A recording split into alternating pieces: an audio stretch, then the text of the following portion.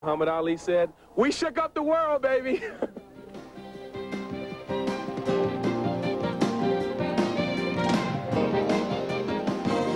Hi, everybody, and welcome to Atlanta Fulton County Stadium, where the West was won by the Atlanta Braves here yesterday afternoon. The final regular season game today between the Braves and the Houston Astros. I'm Pete Van Weren, along with Don Sutton and Chip Carey, welcoming you to a city of Atlanta that's been celebrating nonstop since about 5:30 yesterday afternoon. And Don Sutton, a season that has been really a dream season for the Atlanta Braves, had to have a turning point somewhere. Where was it for you? Well, I don't think I can pick out one, Pete. Obviously, the Cabrera homer, the Justice homer, John Smoltz's turnaround. I think when Greg Olson became installed as the #1 catcher, but the thing I will always remember about this year was a conversation I had with Tom Glavine back in the spring. You remember everybody wanted him out of there. He was moved to the 4th spot. There was talk of trading him, and everybody was concerned, except Tom Glavine. He said, "I'm going to have a good year.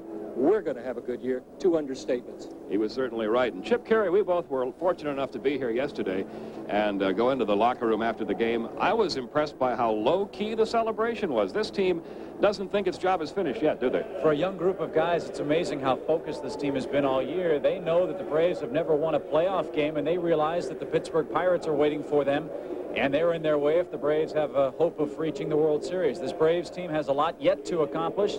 They hope to do that in the NLCS, but first they've got to play today. And the lineups you're going to see today are a little different. We'll be back with them right after this.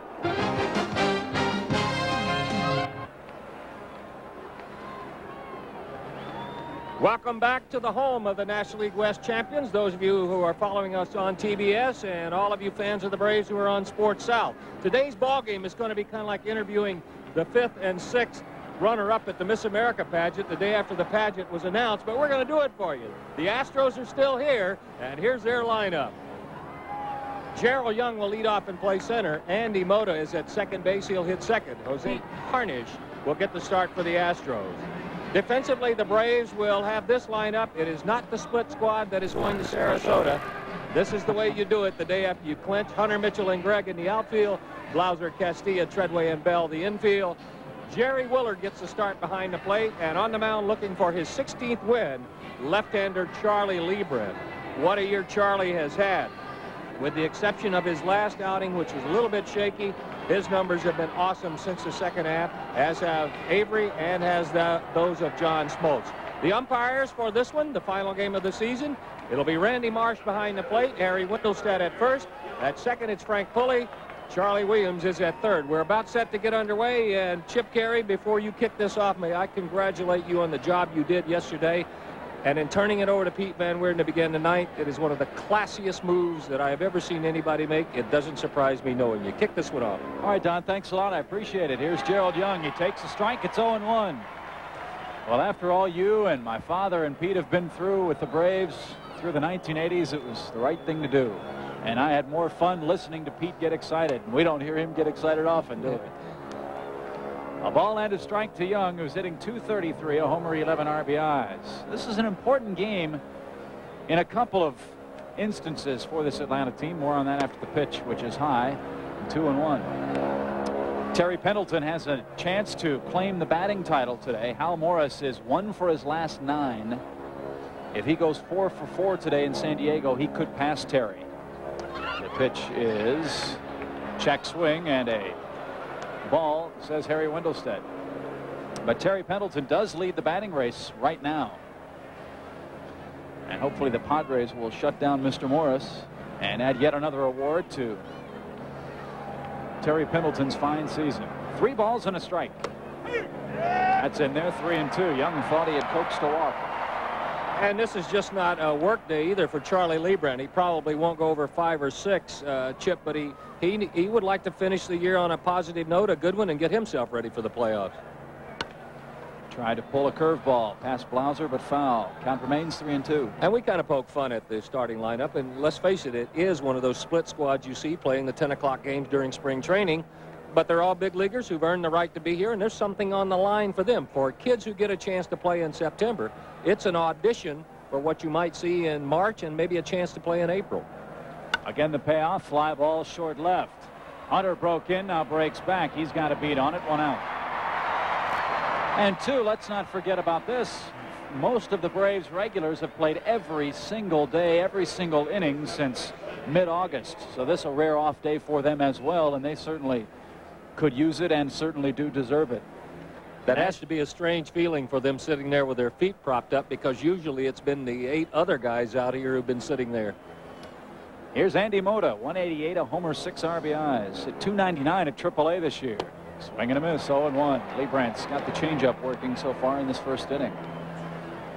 Charlie could use this game to tune himself up. He did not pitch all that well in Cincinnati. He gave up 6 runs in 3 innings, but that's the game where David Justice. This is not the Richmond Braves and Tucson Toros, but it's pretty close. Popped up. At short, Castilla shields his eyes and makes the catch. You know it's late in the year when you have to check your scorebook to make sure who's playing where. You know, you mentioned Charlie's outing in Cincinnati. In my mind, 2 of the most pivotal innings of the year were the 2nd and 3rd in that ball game, where Charlie really got knocked around in the first, but Bobby Cox had to make a decision. Do I go to the pen or do I leave Charlie? Decided nobody could do it any better. He shut him down the next 2 innings. Pete Smith, the next 3 innings. So those 5 innings, key innings in the Braves pennant chase. I wasn't at the game, and I wasn't able to see the first couple of innings. From your descriptions, the hits that he gave up, with the exception of the grand slam, weren't big hits. They were sort of little dunkers everywhere. Off the end of the bat, infield singles, little loopers, and I think if he could do it all over again, and the scouting report will change before next year, Oliver won't see too many pitches inside. A 1-0 pitch. He's over 30 years old.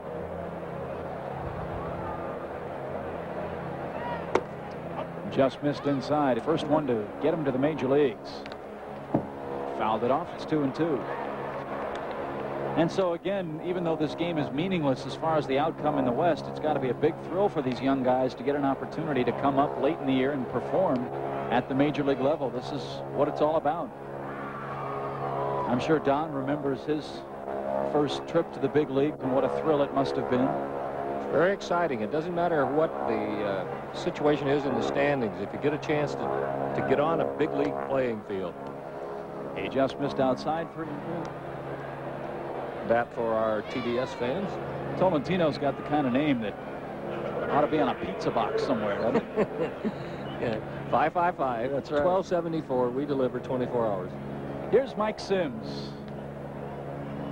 Hitting .203, 2 homers, 14 RBIs. He's had 118 bats at the major league level this year. I'll tell you what, this Houston team, even though they've lost 97 ball games, they are going to be a force in this Western Division come mid-decade. Maybe sooner if they can get some bullpen help. There's a strike from Liebrandt. There was a very simple way they could have avoided losing that many ball games. Send some of these kids back to Tucson, pay some money for some veteran major leaguers, and win maybe 8, 9 more ball games. It's not going to make that big a difference. I think they did the right thing. They got on-the-job training for being major league players in the big leagues. Downstairs, good stop by Willard. And you'll remember this is somewhat similar to the path the Braves took a few years ago. You've got to suffer through the losing in order to get to the winning plateau again. I would be surprised if Art Howe didn't say to some of those players yesterday as the Braves were celebrating, watch this. This could be us in a year or 2 or 3. And you saw that graphic just on the screen, very similar to the Braves total of last year. A lot of close games. The Astros just couldn't pull him out. I'll throw to first. He's out. Liebrandt picks him off. Tolentino gunned down at first base, and the inning is over. Good start for Atlanta here at home. Nothing across for the Astros. We move to the bottom half. Scoreless here in Atlanta.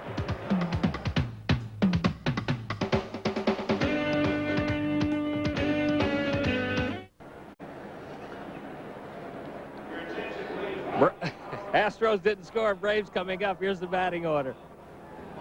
Mitchell will lead it off. Then it's Treadway and Gregg. The middle 3 will have Hunter, Blauser, and Willard. Mike Bell will hit in the 7th slot. Then it's Castillo and Charlie Liebrandt. Defensively, the Astros will have Ortiz. Deserves a much better fate, but I'll tell you what, they could do a lot worse than having this young man as a backbone on which to build a pitching staff. This is his 33rd start. Some impressive numbers: 166 hits, 166 strikeouts. The earned run average, a good one. And one win away from a career high is Harnish. First pitch to Keith Mitchell is upstairs and outside. 1 ball, no strikes. Keith Mitchell's had himself a terrific year. 328, 2 homers, 5 runs batted in. But Mitchell just a piece of the story. The youngsters who have helped this Braves team. Line drive left center field. It's a drop in for a base hit. And even though the Braves aren't going with their first unit, these young guys would like nothing better than to beat the Astros' second unit as well. There are some people, when you watch them, you just get the feeling they have an instinct for hitting. Keith Mitchell is one of those. He never gets cheated. When he takes a pitch, he seems to have an idea that he knew all along, and I think he's going to be a good one. Here's Jeff Treadway, hampered by that sore wrist. They think they found a bone spur in there, and he may have to have surgery by the end of the season. This is only his 3rd start in 3 weeks. Part of that is because Mark Lemke has played so well at second base for the Atlanta team. As you saw Jimmy Williams flash the signs. Mitchell at first has stolen 3 bases in 4 tries. And 2 balls, the reason he's in there.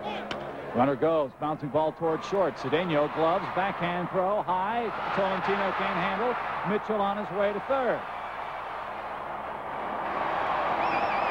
Cedeno might have just picked up his 6th error in the series. We will see. I think they're going to have to give this one to Tolentino. I believe it could have been handled. He was breaking the cover, recovered quickly, unloads high to 1st. Let's see, he has a chance to catch the bag. That's one that could go either way. But they're going to give it to Tolentino. So the Braves have runners at 1st and 3rd for Tommy Gregg. Nobody out, top of the 1st. And Tommy Gregg is another guy who's trying to reach a milestone of sorts. He'd like to get that batting average over the 200 mark. The Mendoza line. Fouled back into the crowd. Game for him. Another way, too, as you go in and play the Pirates, you're going to have somebody left-handed coming off the bench that can get you hits. And I think ever since he hurt his hand earlier, he really hasn't gotten his stroke back. He'll have a chance to get 4 or 5 swings here, and that should help. And against a good pitcher as well. That's pretty good on-the-job training. See, you can go take batting practice all day long and groove your swing, but until you really take a test run against a guy out there in the middle of a diamond in a game, you're not sure. A ball and a strike to Tommy Gregg. And by the way, they have set the pitching matchup for the first game up in Pittsburgh Wednesday night for the National League Championship Series. We'll tell you that after the 1-1. Kreskin the Magnificent over here. Yes, Tom Glavine against Doug Graybeck in Game 1. That's interesting. It's not going to be Smiley. It's not Smiley. That's what was on the sports ticker before the game. Glavine against Graybeck. That's Wednesday night at Three River Stadium in Pittsburgh. 2-1 to Tommy. Oh, he waved at a fastball way out of the strike zone. 2-2. Braves have him at the corners in the bottom of the 1st inning. 2 on, nobody out. The Astros have committed an error. Keith Mitchell led the game off with a base hit. And he stands at 3rd base. Treadway is at 1st. And Brian Hunter is on. 2.1 million fans, and they'll get close to 270. 2.170, excuse me, in the attendance today. Called strike 3 on the inside corner. Good fastball gets Gregg. So runners 1st and 3rd, 1 out for Brian Hunter. Many point to Harnish's turnaround as able to take that pitch, paint low and away with the fastball, come up and in. Good breaking ball, but that pitch definitely a pitcher's pitch. And Brian Hunter will try to drive home the 1st run of the afternoon. Brian at 251, 12 homers, 49 RBIs. He'll get some Rookie of the Year votes. But I think Jeff Bagwell of Houston will have that award sewn up. Base hit, a run is in. 50 RBIs for Brian Hunter. Atlanta leads 1-0 in the 1st.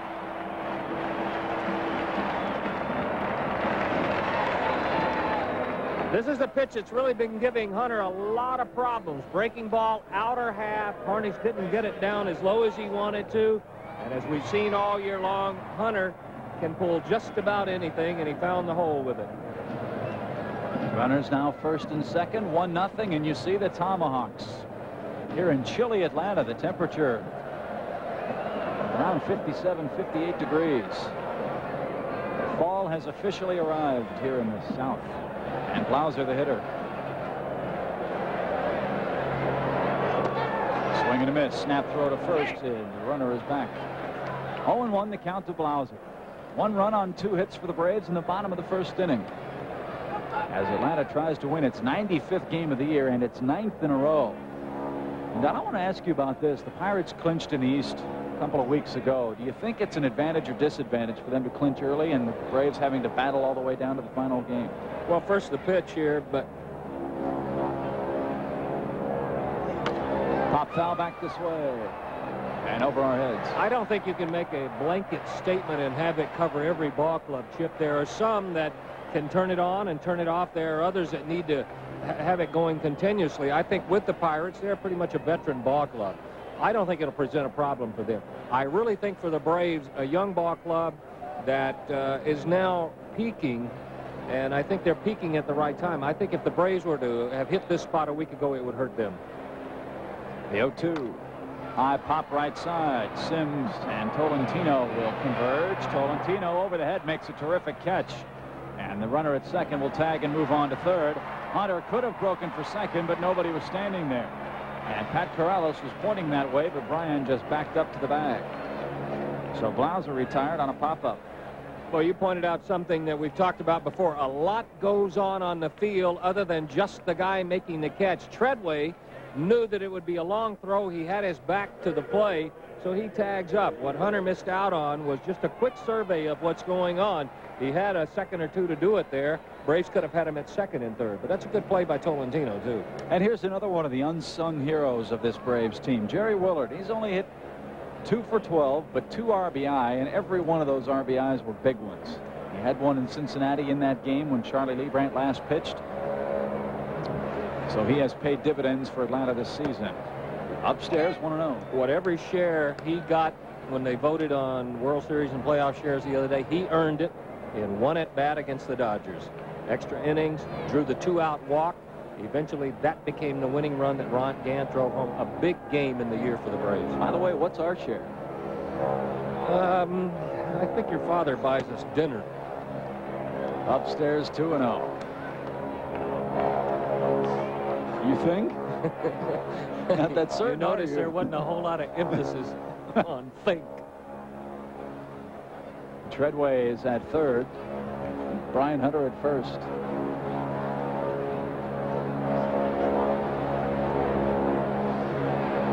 The 2-0 pop foul into the stands. 2 balls and a strike. Braves lead 1-0 still in the first.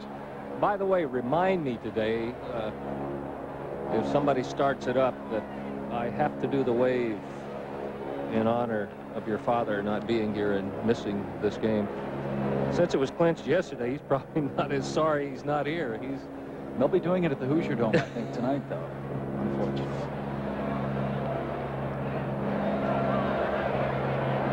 The 2-1. Popped high in the air into center. Young has a beat on it, flips the glasses down, pounds the glove, and the inning is over. But the Braves pick up a run on 2 hits, 1 Astro error. They leave 2. We've played 1 in Atlanta. 2-0 Braves. 1-0 Braves.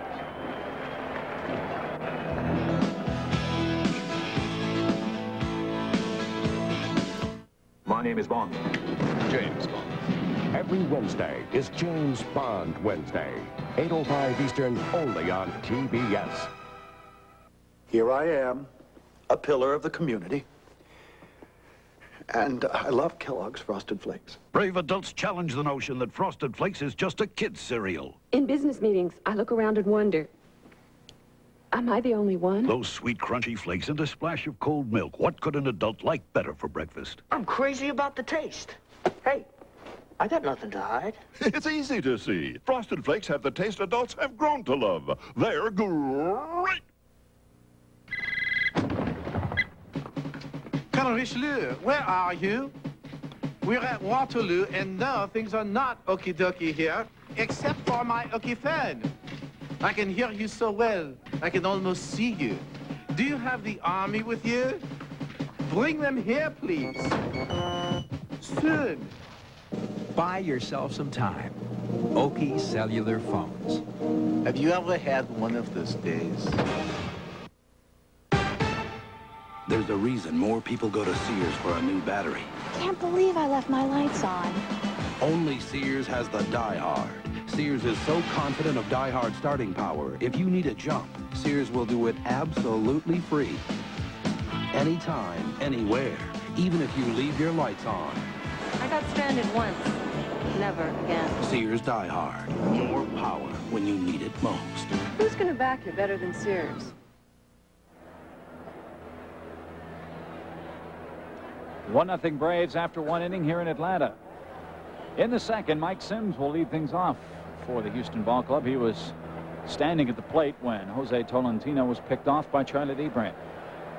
First pitch, change up and a beauty, 0-1. Boy, this has got to be a big thrill for Charlie. Just go out there and have fun, not have to worry about clinching the pennant on the final day of the season. Go out there very relaxed. But you picked the right guy to not lose it because it is a meaningless game. You could have also picked the right guy to have clinched it. Charlie's the kind of guy that can fill both of those roles, but sometimes this could be either the easiest outing of the year for a pitcher, or it could be the toughest outing of the year. I got to tell you, sometimes after celebrating like yesterday, when there's nothing on the line, it's hard to make yourself get fired up. Inside, 2-1. From a player's perspective, what was yesterday like? What was going through the minds of these guys? I know the city was crazy. The broadcasters were excited, thrilled to death to be a part of it. But what does that mean to a player? I mean, that sounds like a silly question, but I would think for a player it's a special and very different kind of feeling. Well, being a player can be somewhat difficult when you start talking about accomplishments, because pop foul out of play. Because a season for a player is really two things. You're paid on individual accomplishments, but the reason for putting a team together is to win your division, win your league, and go to the World Series. The ultimate goal as a player should be twofold. It should be, number one, I'm going to have the best year I can individually. I'm going to have the best year we can as a team. And I think yesterday for a lot of these players, both of those came together. And I think it really won't have sunk in for most of these guys until Wednesday night when they're introduced at Pittsburgh. Then there'll be some butterflies, some clammy hands, some goosebumps. Swing and a miss. On a 3-2 pitch, Sims struck out by Leibrandt. But I think for most players, it's a chance to kind of sit back, and I'll bet you a lot of them went back to their lockers and sat down yesterday and said, you know, we did something special. And that's the way I would hope that they would treat it, and I would hope that they would look at it. Being atop your division is something special. And I think that each of these guys did something. There is not a single guy out there who didn't contribute something big. And I think I would hope that each of them would take a time to pat themselves on the back and say, you know, we're pretty good. Ortiz takes a strike. It's 0-1. And I think, too, what makes what the Braves did so spectacular and so exciting is that no one expected it to happen. Now, that's why next year will be a much more difficult year, because the Braves are not going to be able to sneak up on anybody. Inside, 1-1. And they're also not going to be able to follow the Reds into, say, Houston, and have Houston stack their 1, 2, and 3 pitchers against the Reds, and then have the Braves get 4, 5, and whoever else they can shoot in there. Upstairs, 2 balls and a strike. It was very nice to see and very disappointing to see, as you look at Andujar Cedeno, the shortstop, some of the comments that came from San Francisco regarding the Braves clinching the West. Well, class will always be class. You don't have to be atop the division. You don't have to be wealthy to have class. One of the classiest moves coming out of there were the statements made by Mike Scioscia. I would expect that of him. Some of the others coming out of there, I would have expected them to. 3-1. Ball 4 inside. Leibrandt issues his second walk. Ortiz at first with 1 out. Mike Scioscia was very complimentary. He said, look, let's face facts. The Dodgers didn't lose the division. The Atlanta Braves came out in the second half and won it. And even if you don't believe that, it's the right thing to say, but I know him, he believes it. What really surprises me, and I guess I'd like the answer, there were some guys who said they got upset because other teams were pulling for the Braves to win. My question, would it have been all right if they'd have been pulling for the Dodgers to win? Of course it would have been. It's all according to from where you're looking at it. Cedeno gets a cheer with every move he makes. But don't forget, this Houston Ball Club will be back next year and in the years to come. And this guy, Cedeno, they think is going to be a very big part of that puzzle. He's a shortstop with 8 homers, 34 runs batted in. And I think the one thing, look at what they're playing with this year, and that's why they're finishing where they are, but it's the price you pay. Those are the growing pains you have to go through. The 0-1. 0-2. Sooner or later, they will convince Andujar Cedeno and help him realize how good his talent is, to the point that he really doesn't have to have the extra flair he puts on every play.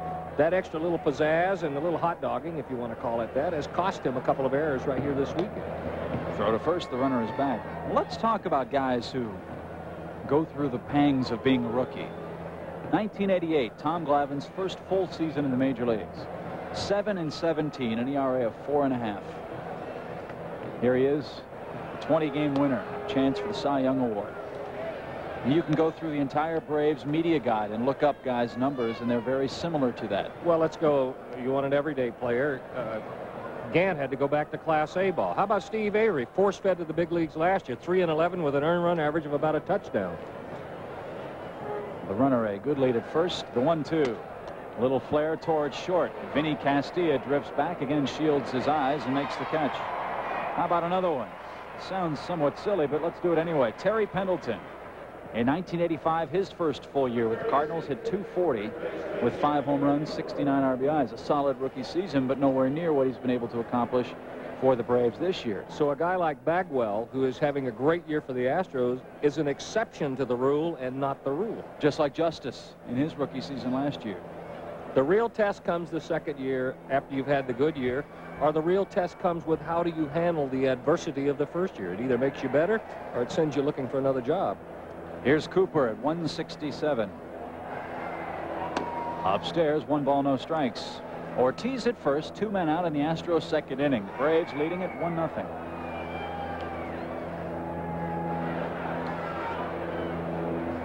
The National League Championship Series begins Wednesday night in Pittsburgh.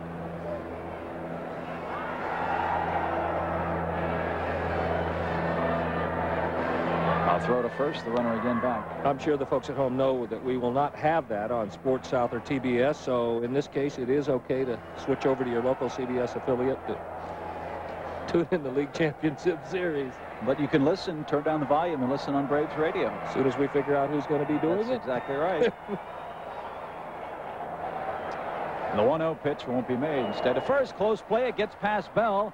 He tries to piggyback Ortiz. He's thrown to the ground. Leibrandt hustling down the line will try to pick up the ball. Now Tommy Gregg will throw the ball all the way across the diamond, and Blauser saves yet another error. And look behind third base at where Brian Hunter is. That's a play that he didn't have to make, but he was there. That's good outfield instincts. We've said it before, and maybe this is a good day to show some things like this. There's a lot goes on the ballpark that has nothing to do with the play. Good move by Charlie. But when it went under Mike Bell's glove, he got caught there by the base runner, Ortiz. And Ortiz did the right thing. All he's trying to do is scramble out of the way. He just happened to dump Bell on it. Tommy Gregg's throw did not have a chance of getting him at third. But if you remember nothing else about this play, 2 things. Number one, it's an error on Leibrandt. But the second thing, remember, where Brian Hunter was. A terrific play by the Braves left fielder. The pitch outside corner, changeup, 0-1. Well, while you guys are off on your way to Pittsburgh, I'll be back in Orlando watching some veteran guys try to figure out how to get out of their first practice. Stanley Roberts, quite potentially, could be the first one to beg off. We'll see. The 0-1. Inside, a ball and a strike. Those 2-a-days are killers. Hold it. Get ready. Here it comes, the wave. All right, Skip, in your hotel room. Just now waking up, ordering room service. This is for you, pal. Here it comes, Dad, the 1-1 pitch. Here to go. No, he did not. 2-1. Wendelstedt does the wave in an interesting fashion. He does his palms out. That's right. I like how they make the straight-up lineup changes with the tomahawk chop. That's good.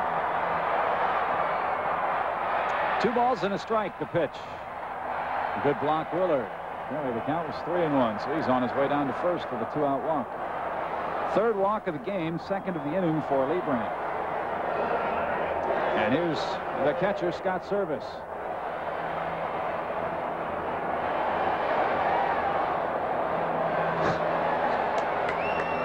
Some of there us you are, partner. Some of us have to work, others have to play while they're up here, right? Why not? That'll cover me for the next 16 years. It's Scott Service, the Astros backup catcher. He may be their starting catcher in the next year or two. They keep talking about moving Craig Biggio to second base. Line drive into left center field. That's going to drop for a base hit. Runner around second. He'll hold up there, and the game is now tied 1-1. Scott Service with his 5th RBI of the year jumps on the first Lee Brandt pitch. Ortiz scores. Cooper stops at second. Walks will almost always hurt you. Errors certainly will too, but when you combine the two, you're really lucky if you get out of an inning without giving up a run. Not a bad pitch, out away from him, but Service looks like one of those guys who is really going to lean in over the plate, and eventually you're going to have to make him inside conscious. He went out and got that, drove it to center field, and we got ourselves a tie. And the trouble comes with 2 out for Lee Brandt. Now here's Pete Harnisch, the pitcher. Swing and a miss, and a home run cut, and it's 0-1. 1-1 our score. The Astros and Braves each with a run, each with an error. Atlanta leads in the hit parade 2-1.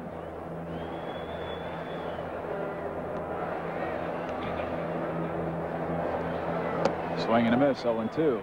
Harnisch hits like a pitcher. Swing and hope you hit it. Hope the ball hits the bat. If you swing in the same arc long enough, some idiot will hit your bat. That's exactly the approach. Cooper at second, Service at first. And the 0-2 to Harnisch. Got him on 3 pitches. Second strikeout for Lee Brandt, but the damage has already been done. We've played an inning and a half. 1-1. Well, it's actually a 200-game scheduling where with spring training, B games, and the regular season, and it's not easy. It's a tough grind, and a lot of people considered our club a club of destiny and a fairy tale story and all that, but that's all not true. You know, without a good ball club, good talent, working together, and having a lot of desire to win, it means nothing, and our ball players were willing to work and win.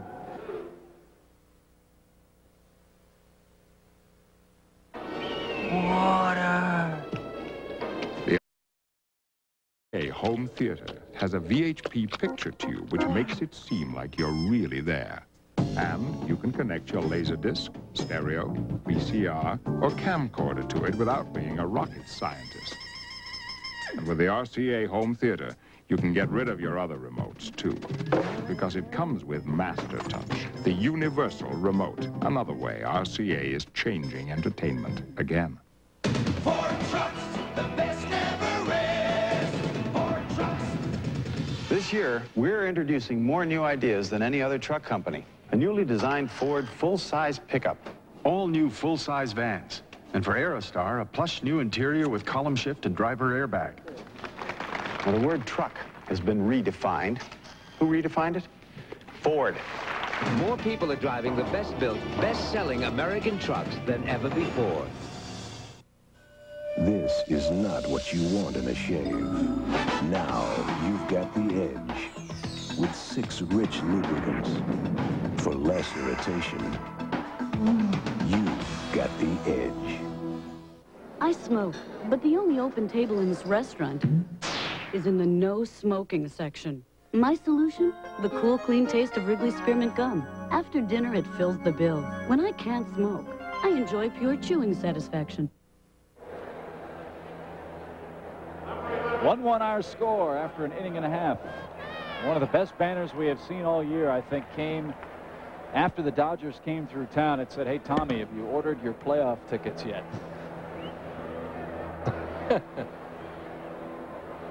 But it's been a remarkable summer in Atlanta. Fans have had a lot of fun, and certainly they have been deserving of that. It hasn't been a lot of fun here for years. Mike Bell to lead things off. 1-1 game. Broken bat fluke. Cedeno waves everyone off and makes the catch.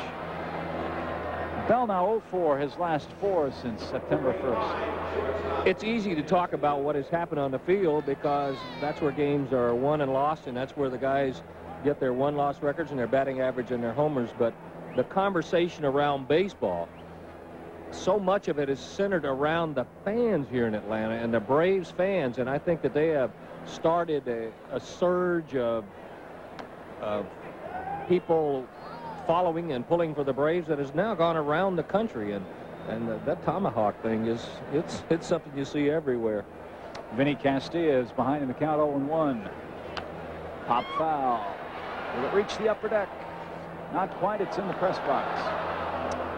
And the count's 0-2. Well, big day in Baltimore today. The Orioles are closing down Memorial Stadium. They host the Detroit Tigers, also a landmark game for longtime Hall of Fame announcer Ernie Harwell, who is making his final broadcast with the Tigers. And Castilla caught looking on strikes. Second strikeout for Harnish. Ernie Harwell will move on, hopefully, to bigger and better things. A Georgia native, a Hall of Famer, and one heck of a broadcaster, and wish him nothing but the best. A legend in broadcasting. He will be doing it someplace else next year. There are a couple of things that he has always done that I think all of us admire, but one is the way that he involves everybody in the broadcast. You feel like you're sitting there watching the game with him. He's a great one. A bit of irony today, too, as well. He called the first game at Memorial Stadium with the Tigers. He calls the last one today. And by the way, Detroit's putting it to him 4-0 in the first inning as Liebrand hits. He's behind 0-2.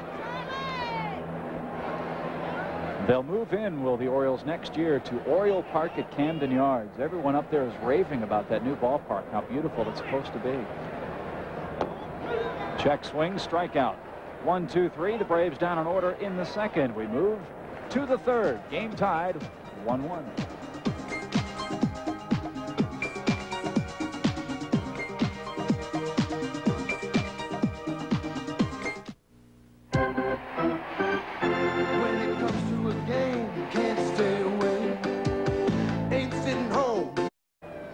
It's a 1-1 tie here. Coming up next, it's the Mellow Yellow 500 from Charlotte, North Carolina. Ken Squire, Neil Bonnet, Mike Joy, Dick Berger, and Chris Economaki will bring you all the action. Let's go to Charlotte right now. Ken Squire and an update.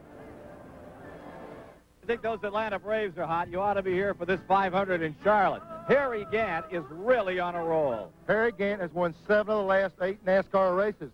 He's on a roll, and he won yesterday. He's going to try it again today. And Don, we've got one other thing to say to you. Chop, chop, chop. Carry on, guys. Even got the tomahawk chop up in the auto racing country. That's good to see. 1-1 our score in the third. Young leads it off. He is ahead in the count. 1 ball, no strikes.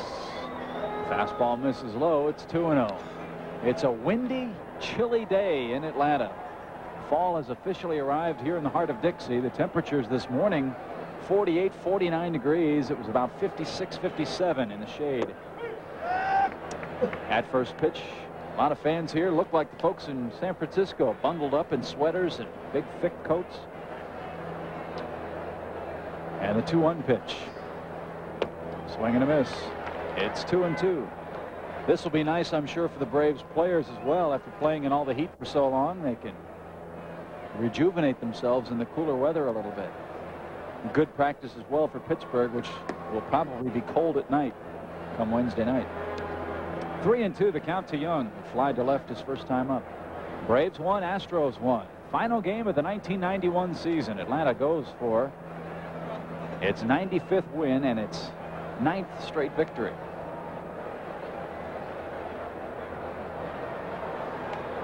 The payoff pitch. Fastball ripped towards second. Treadway. Nice play on to Mike Bell. 1 out in the third inning.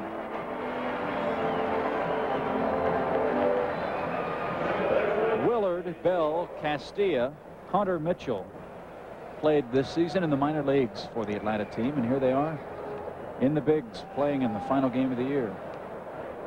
So you folks in Richmond who are watching on the cable have seen these guys play quite a bit. And a hurricane just blew through. Drag bunt down the line. Tough play. Blauser has no chance. Bell can't make the play. It's into the corner. Mota on his way to second. He might try for third.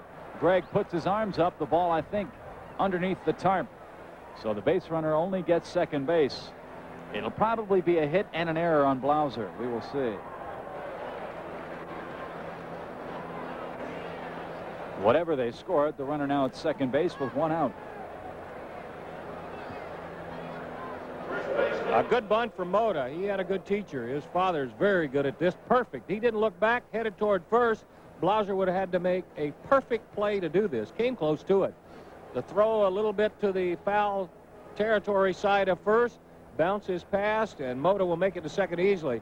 Right play by Tommy Gregg here. If you can't handle it, throw your hands up. It's under there. He comes back to second. Art Howe came out to argue with Harry Wendelstedt. He thought that Mota would have made second base before the ball rolled under the tarp. And if he had, then he would have been able to award the runner third base. But he had not yet reached second base before Tommy Gregg threw his arms up, apparently. So the runner at second, now 1 out for Tolentino, who walked and was picked off. Breaking ball, fly ball left. Hunter drifting back, still going back. He can't make the catch. It's off the wall. Another run will score. Tolentino is at second base, and the Astros lead 2-1. It'll be a double for Tolentino, his 4th of the year, and Hunter continues to struggle in left field. He broke in on that ball as well and couldn't recover in time. You recall when he joined the Braves here, he struggled at first and then got good at it.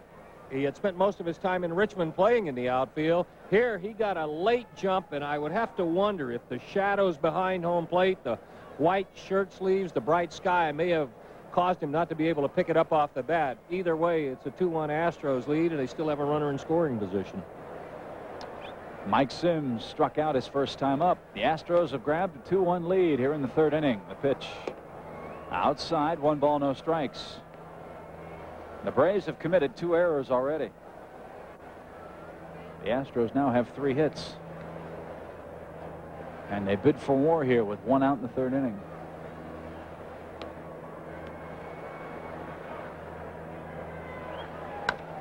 High drive toward left again. This one may leave the yard. That's got a chance. It's going to be out of here. 3rd row up.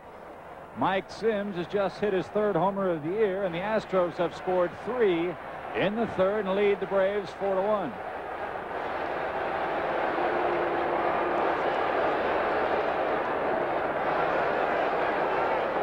Crew hiss, say the fans.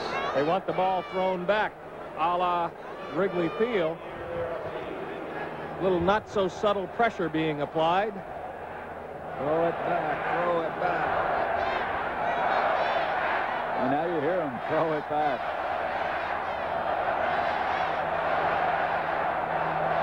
There it goes. And the roar, of course. You save that, videotape it if you want to show somebody what peer pressure is. That's exactly right. 4-0, 4-1, I should say, Houston. 3 runs in the 3rd inning. And Ortiz will hit. He walked and scored back in the 2nd inning. Swing and a miss. The pitch to Sims, much like the one to Oliver. Willard wants it inside. Charlie's trying to get it there, but it stayed on the inner half of the plate, and much like Oliver, Sims likes the ball low middle in. And he ripped it deep to left. The wind is blowing in, so it gives you an idea of how hard he hit that ball. Base hit through the whole left side. 4 straight hits given up by Leibrandt. And Ortiz aboard with 1 out.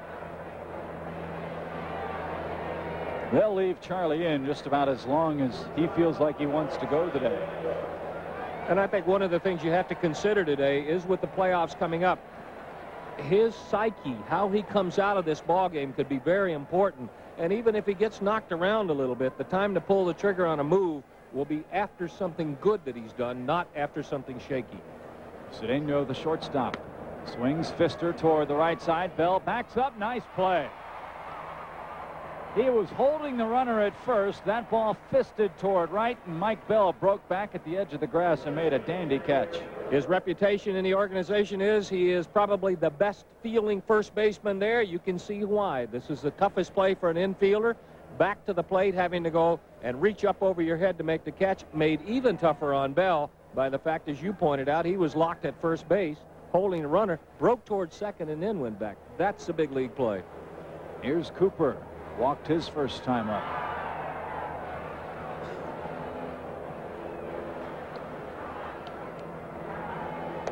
Downstairs, 1 ball, no strikes. Gary Cooper. I'm going to see if he's in the media guide, first of all, and then find out if his parents were in Hollywood or something.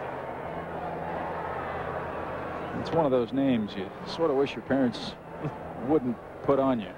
Except today's generation doesn't remember who he Gary is. Cooper Exactly was. Right. We'll just have to call him now the pride of the Astros. Gary Cooper. He was born in Linwood, California. Uh-oh. That's the west side of Los Angeles, just a couple miles south of Hollywood. 2 balls, no strikes. Tried to check his swing, could not. It's 2-1. Well, you know, Bryn Smith of the Cardinals, his parents were from the Hollywood area. Can't remember who it was, but I think his mother or somebody dated a famous movie star and dumped him. Swing and a miss, 2-2. I think that's how the story went. You paint great word pictures. I love it. It's the word that came to mind because it's happened to me so often. 2 balls, 2 strikes. That's the original version of the na-na-na-na. That's exactly right. 2-2 the count. Swing and a miss, struck him out. And the inning is over, but not before the Astros get 3 on 4 hits. It's 4-1 as we head to the bottom of the third. It's just been a hell of a year, really. I mean, it's been one thing after another and one obstacle after another, and just a year where nobody gave us a whole lot of chance to do this. We came out and did it, so it's a lot more fun, and I think everybody in here appreciates a lot more to do this because we've come from how far we've come.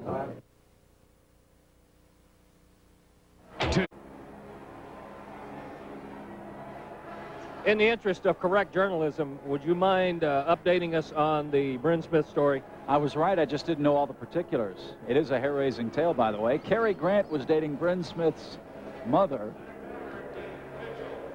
And then once that relationship made the Hollywood tabloids upon its end, Jane Russell introduced Mrs. Smith to Mr. Smith. And that's the end of the story, as my father used to say to me. Keith Mitchell leads things off, pops it up this way, and foul 0-1. Well, if you can't have fun after you clinch the pennant, when can you have it? Pete Harnisch is having fun as well. His teammates have staked him to a 3-run lead here. And the first beach ball of the afternoon reaches right field. It'll be Mitchell, Treadway, and Gregg here in the third inning.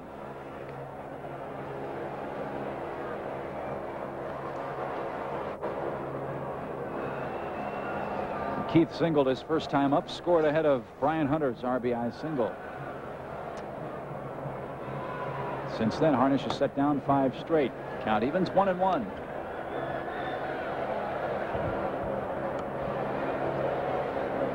The Braves leave Tuesday on their charter to Pittsburgh. Foul tapped over by the Houston dugout. It's 1-2. I don't know what time does the charter leave, because I'm sure the fans would like to say goodbye to everybody at the airport. I think it's a noon charter. Is it noon? That's the information I was given.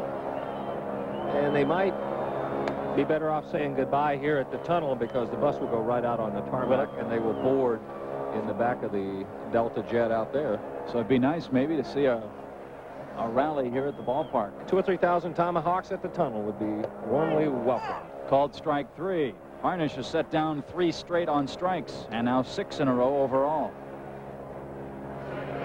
He doesn't look like a pitcher who is struggling with that right arm. Here's Treadway.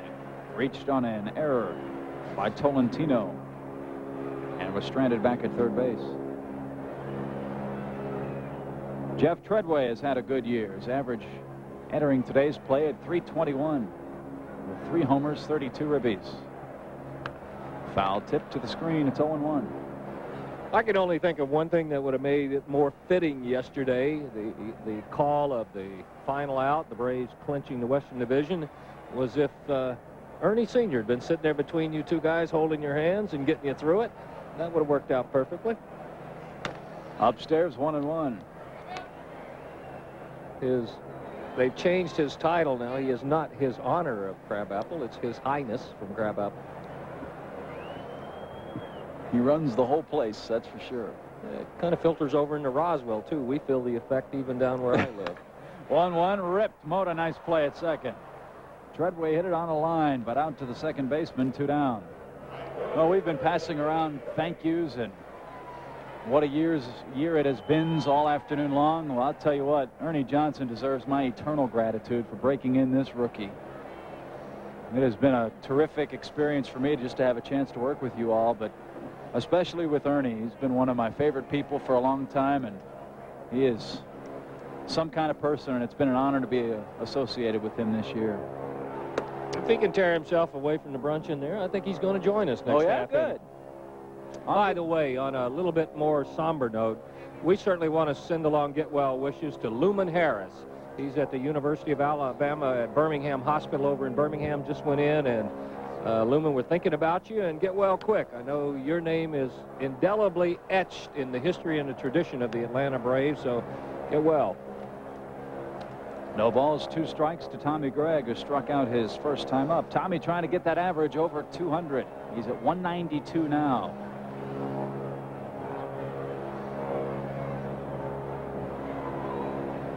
Al Galima says if he gets a hit, he'll be right at 200. Outside, 1-2. There's Ernie. Wave hi to everybody, Ernie. Want a headset? He'll be in here. Ernie will join us at the end of the half inning. 1 ball, 2 strikes. Now Tommy Gregg steps out. Again, I don't know if you heard me. I just said to everybody, thank you so much for breaking in this rookie. It's been a great year, and I want to thank you for all your support and your friendship, and it's been wonderful. I didn't break in a rookie. Yeah, oh, yeah, you did. No. Ernie Johnson, it's been a great year. The 1-2 to Tommy Gregg. Fouled off again into the crowd. By the way, that's 2 of us you had to break in. In '89, when you went part-time, you had to persevere through mine, too. Some of the fans here in shirt sleeves. That's hard to believe. It is. We're in the shade up here, and it is very nippy. Again, the 1-2. Upstairs, 2-2. Not that we're encouraging it, but I have a feeling they put some antifreeze in last night. Oh. Some of the members of the Braves clubhouse staff were still a little wobbly this morning when they came in, but they deserve it. The 2-2 pitch. Did he check his swing? Think so. 3-2. Those are some of the other people that we owe a lot of thanks to, as do the players. Casey Stevenson in the Braves clubhouse, John Holland and company in the visitors clubhouse, Bill Akery, the Braves traveling secretary. The payoff. Called strike 3. Gregg disagrees. 1-2-3. The Braves down in order. Astros lead it 4-1 after 3 innings, and let's take a look back at another great moment in Braves history in 1991. So if he can get a fastball out there, it's open in that side. There's a fly ball deep right field. Back goes O'Neill. He's at the wall. Braves lead. Braves lead. Braves lead.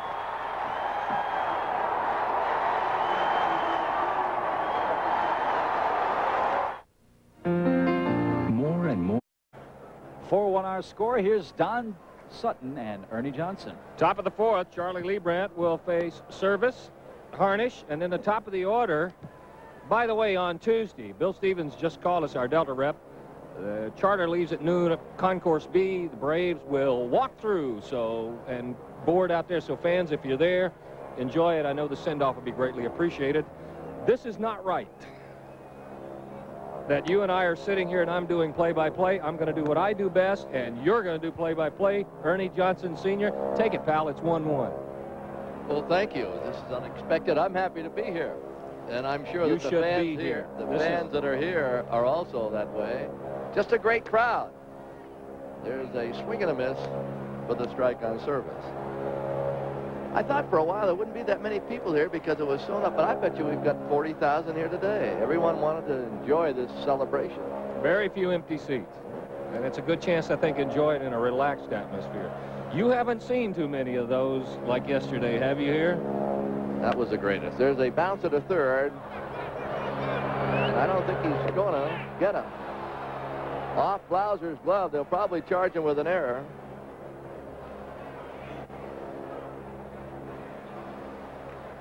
Ground ball to Blauser. He looks like he got caught a little bit off balance, and you could see the ball kick back toward third. By the time he got it, still a shot. It was close, but the error allows service to get on. That's the second one committed by the Braves. Here's Harnish. This guy's a good pitcher. He is a competitor. Yes, sir. A real battler. I guess if you want to describe someone as a bulldog, he's at home plate right now. And he's going to bunt and pop it, and it's going to be thrown a second in time for the force down there. Nice play by Bell, because Service didn't know if Bell was going to catch it or not. And they still got the force at second base. Well, for the second time today, we get a chance to say what a good defensive infielder Mike Bell is. Watch how quickly he gets there, and he takes a quick peek, doesn't hesitate. And the second part is very important. His throw very accurate to Castilla covering at second. Now with one down, here's Gerald Young. He's 0 for 2. He'll be followed by Andy Mota. Ernie Robert Favorite, who watches all the Braves on TBS down in Pensacola, Florida. Unable to come up here for too many, but never misses on TV. We want to send along our regards. And I don't know if you mentioned Luman Harris. Did you mention Luman? Yes, I did. Okay. He's at, was I correct? University of Alabama, Birmingham Hospital? Right, taken ill, and Luman, of course, everyone knows, was a manager in 1969 when the Braves won. And we wish him a speedy recovery. He was a former pitcher in the major leagues for a number of years. Oh, Luman and friends of Luman, we hope that you're listening and watching here today. Down low to Young, who's been a prospect a long time with the Houston Astros, but never seemed to fulfill his promise. He runs very well. They're not holding Harnish, no need to. Leibrandt getting a tune-up for the championship series. Boy, it's been a long time since we could say that. That's kind of fun to think about. Young is one of those guys, don't you agree, Ernie, that he hits a home run every spring and the Astros sweat it because all of a sudden that swing that needs to slap the ball on the turf becomes a big one. That's right. He is not a home run hitter, and with his speed, all he's got to do is make contact, and he's got a chance. 2-2. He's batting only .220. Boy, the Braves, as Mike Scioscia said, the Braves won this thing. The Dodgers lost it. The Braves just won it with those 8 in a row. That's unreal. When they go on that road trip, they're 2 back, and they reel off 6. It's not as though the Dodgers played that poorly over that period of time. The Dodgers won 4 and lost 2, and then they collapsed going into San Francisco, and the Braves continued playing well. Thought that was a very classy remark by Mike Scioscia, but as you said, that's the type of person he is. Yeah, you know that. You know that he is a classy guy. He's not going to take a shot at anybody. 3-2.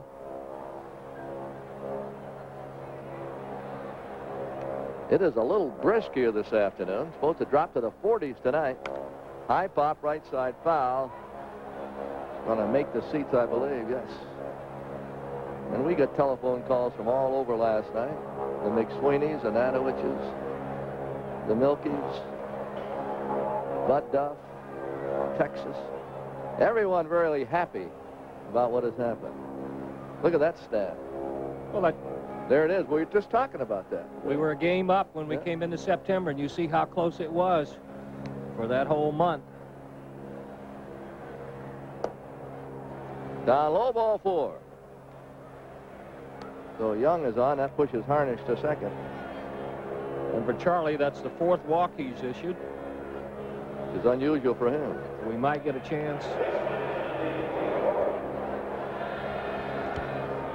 I don't think Bobby's going to let Charlie go too long. He's going to probably count the pitches on him. Tom Glavine will open up on Wednesday. Glavine was going to pitch Monday if there was a playoff game. Now the chant goes up, and the chop. Mota, 1 for 2.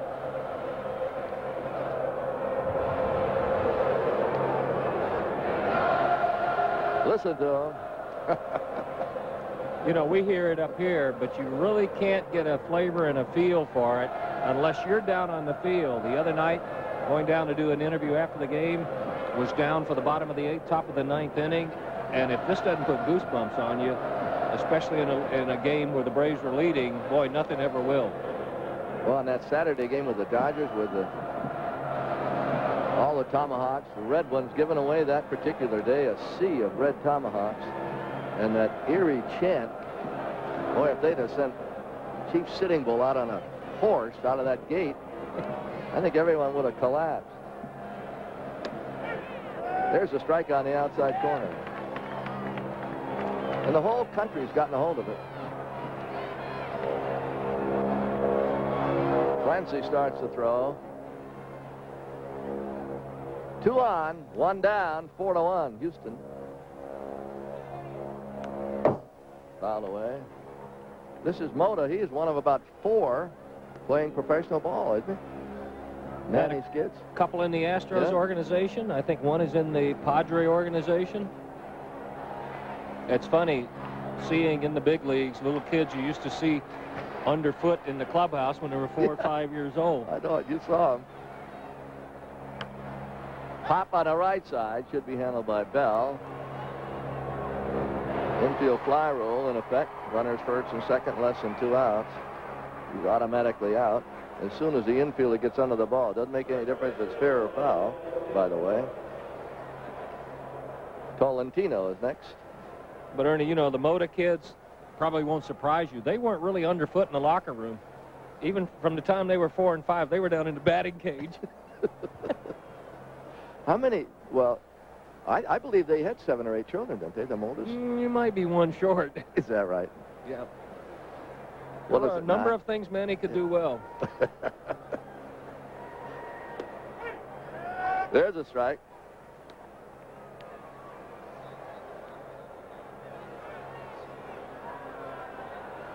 We're in the middle of the 4th. 4-1, Houston.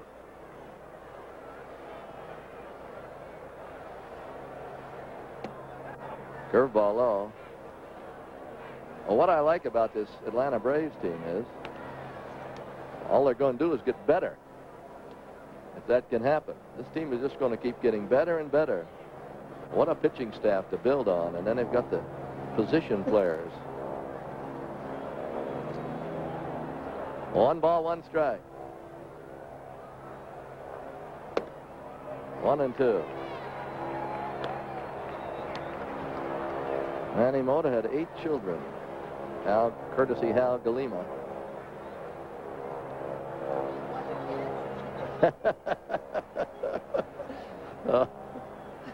One and 2. Get a chance on TBS and put my foot right in my mouth there. 2 on, 2 outs.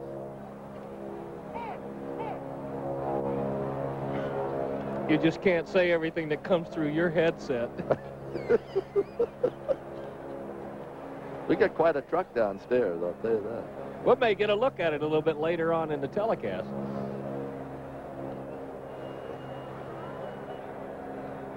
And the pitch. Hit foul up past first. Ed Ott, who used to be a wrestler, and boy, he's built like one, still can move. He was a little bit quicker back then than he was here. This one almost found him. They used to have fights on the field, and Ed Ott would be right in the middle all the time. All the time. And then someone said, well, he used to wrestle. Yeah, if you're going to go charging out there and jump in the middle, you got to be pretty sure you're going to have a chance of winning it. Yes. Foul away. If I ever got in a rhubarb, I always looked over at third base where Matthews was and made sure that he was close. If anyone came close, I'd go behind Eddie or Logan. Between the two of them, they'd handle everything. This Houston organization broke me of charging out in the middle of the diamond every time there was one. Remember when they had all those pitchers about 6'6", 230? Yeah. The late Don Wilson, Durker, Forsch. Low. Little rhubarb takes place between Jack Hyatt and Willie Crawford. So we all come charging out of the dugout. There's a circle, and as you run up to the edge of the circle, there's Durker on this side. And charged up to the edge of the circle opened. And I'm looking at a sea of redwoods there, so and there was no retreat.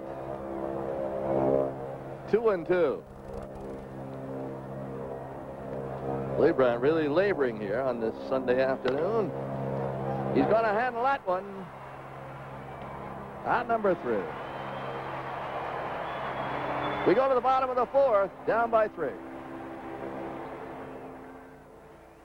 There's only 2 more steps in the game of baseball that could get any better. You know, we got to understand that this is just a start of it. I mean, there's 2 other spots that we need to go to yet, and once we win those 2 spots, then that in the game of baseball, that is the best. Wednesday night. 4-1 here. Astros lead it. Braves coming up bottom of the 4th. Stay with us for all the ball game, because immediately following, we have the Mellow Yellow 500 from Charlotte, North Carolina. Ken Squire, Neil Bonnet, Mike Joy, Dick Bergen. Chris Economaki will bring it all to you. So we'll have it for you right after Braves and the Astros. All-America years. These banners are so clever. The West was one in the East. Another new one today. Greatest display of banners we've ever seen. Here's Brian Hunter. Had a base hit, knocked a run in. The only run scored by Atlanta. We were talking about the Braves team and comparing it to the team in 82. You got to remember, in 82, there is a strike on the outside corner. The Braves won 89, lost 73. That's only 16 games over. Atlanta comes into this one 27 games over 500. And when you're honest about your team, you got to look at the one-loss record, not so much where they finish, because if you're a Philadelphia fan, you could say, hey, we finished 3rd this year. The Phillies are 78 and 83. They're under 500. So you got to look at the won-and-loss record. And the Braves' won-and-loss record is the 3rd best in the Major League. Don't you think that's why you see so much uncertainty in the American League West? Because at one time, a week or so ago, they had a shot at having everybody there finish over 500. The worst club there, California, 1 game under 500 as they start to play today. So there could be a turnaround there all up and down the lineup. The won-and-loss record is the important thing. Don't you think, too, that this ball club, you have to be excited about it because it's made up of players who are in the early stages of their career. 82, there were a lot of guys there on the way out. Absolutely right. There's a strikeout by Hunter. And you probably talked about this from time to time, but I think this ball club just reflects Bobby Cox. His attitude, he never gets too high, never gets too low, and that's the way these players seem to be. The other night in Cincinnati, when they won the last game of that road trip, really wasn't a lot of jumping around. They just more or less went about their business. And I think what they're doing now, and there's the manager of the year in my books, and I think he's got a lock on it. I think what they're doing now, I think they're thinking about the playoffs. And they know the season is not over yet. Championship Series starts on Wednesday. And also keep in mind the hex the Braves have had against them in the playoffs, where they lost the first 3. It used to be a 3 out of 5, best 3 out of 5. Now it's 4 out of 7. It's a different ball game. Has he got to play?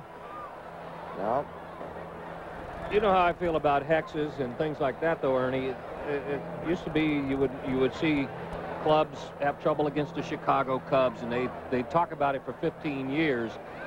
But all of those things happen against an entirely different ball club. Sure. Is there anybody here from 82? No. I don't think there's anybody on this club from 82, is there? Except no, I don't believe. I think Benedict and Murphy were the last ones. Then it really doesn't matter what happened in 82. Here's a whole different group of guys who are going to start a new segment of the Braves tradition. Yeah. Mailer was with the 82 team. He was on the roster for a bit this season. This is Blauser. Foul the first time. And maybe this is the ball club that starts a whole new page in the history book for the Braves, because no other Atlanta club has ever won 94 ball games either. Well, what I like about the team, of course, I like a lot of things about this ball club, is that their pitching staff, because, you know, you get a pitching staff, and Leibrandt has signed to 3 years, and the other kids are going to sign. They're not eligible for leaving, for free agency. They are eligible, I think, for arbitration, with maybe the exception of Avery. But John Sherrill is going to keep these guys, and you have a good, solid pitching staff to start with, and good bullpen. That keeps you out of these losing streaks. That keeps you winning, and bodes well for the future. And their position players, they've got some guys pushing one another for who's going to start. This is the best Braves team we've had here in a long time. If not, maybe the best team we've ever had here. Willard on deck. It's 4-1. We're just zipping along, aren't we? We're already in the bottom of the 4th.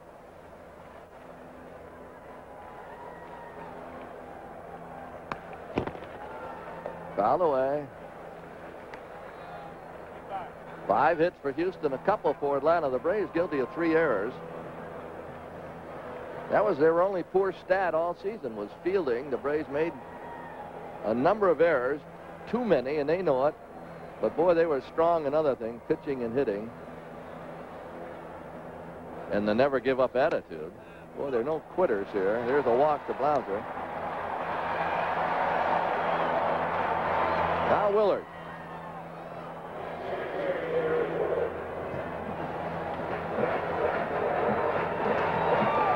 Willard looks up to Jimmy Williams.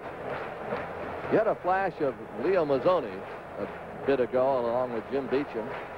2 very fine coaches. All the coaches will be back next year. And I think one of the reasons Leo Mazzoni has done such a good job here is he's had most of these guys in the minor leagues. That's a big help. He's known them a long time. I mean, he's almost a father image to him.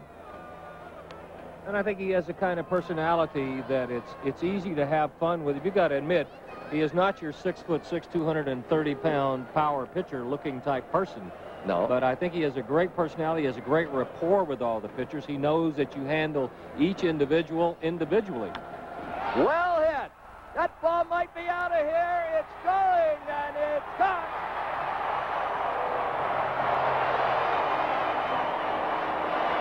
Jerry Willard makes it a 1-run game.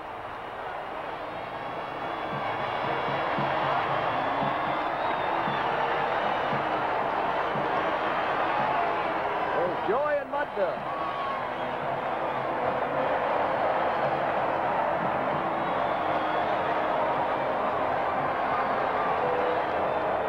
Care if it is locked up. These fans just can't get enough. As the Braves look for their 95th win. It's been a long dry spell on homers back to October 1st, '86, but Willard got full extension, got all of this one. A couple of the big clutch at bats he's had, this swing here, he's earned himself a right to have his presence felt in spring training next year. You know, Phil Niekro is very high on Willard. And he managed him this past year in Richmond, and he said, Willard can help you. He's got a good arm.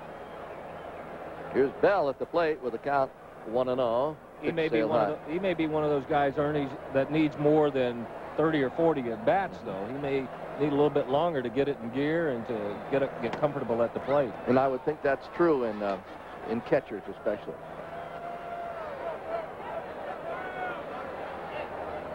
Willard very happy about it, of course. There's some guys that aren't eligible, of course, for the championship series. Randy St. Clair is one, and Randy will be leaving for home. We talked to him before the game, and he did his bit. He helped out. That's all you want to do. Then get ready for next year.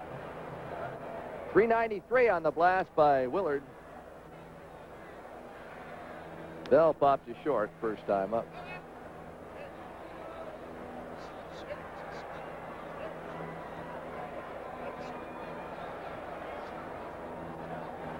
Okay.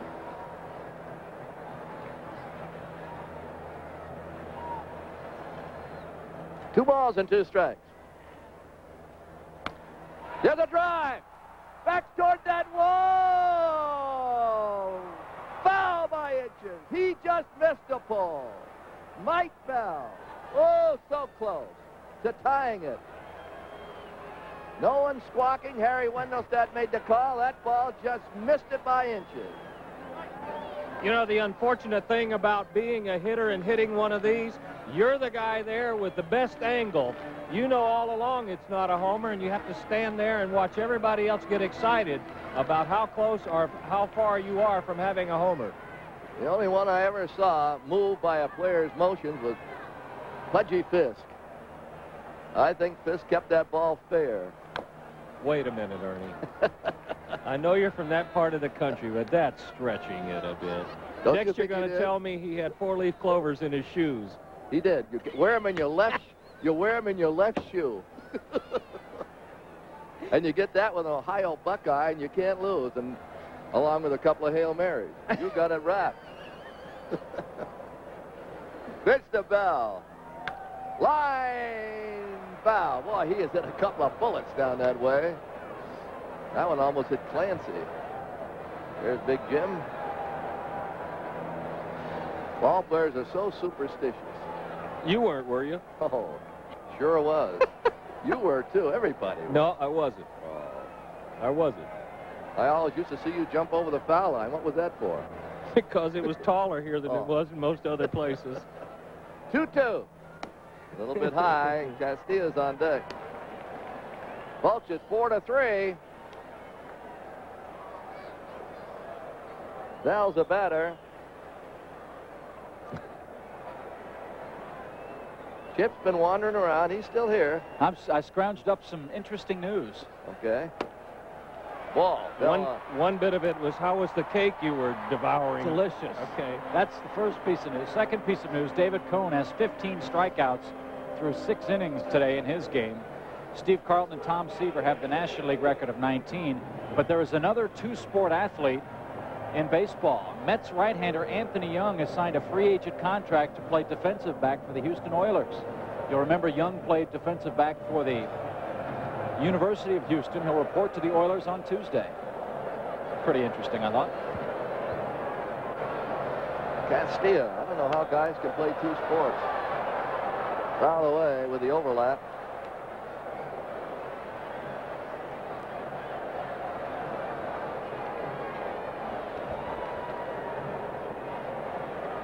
That looked like the mini chop. Yeah.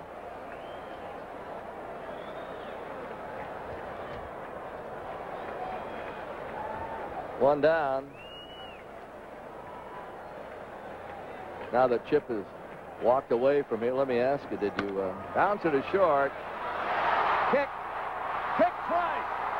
Well, I tell you. Daniel at short has just had a awful time here in Atlanta over this weekend. He's happy to have the season end.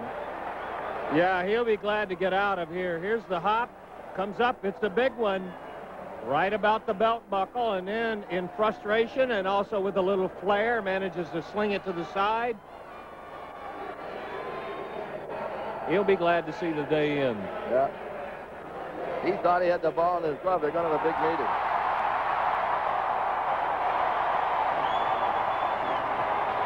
Sid Bream on as the pinch hitter for Liebran. All these regulars have become gods, really. The fans are just eating this up. I think this is a great move by Bobby Cox every now and then to get a guy in here somewhere in the lineup that has played a vital role all year. It's almost like coming back after a play for a curtain call. And these guys have certainly earned the right to have 45,000 people salute them as they come to the plate like Sid is doing here.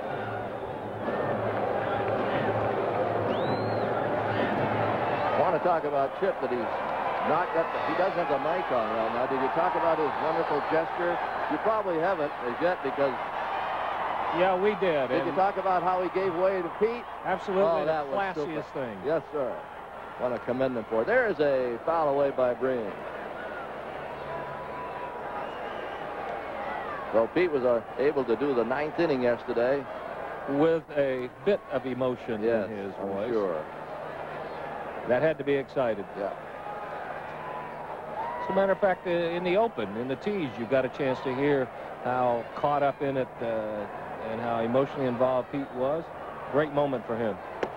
Bream at 254, 11 homers and 45 RBIs. There are 2 runners aboard out there. Here's the professor on the left, Dave O'Brien on the right, doing radio. Pete will be over here shortly.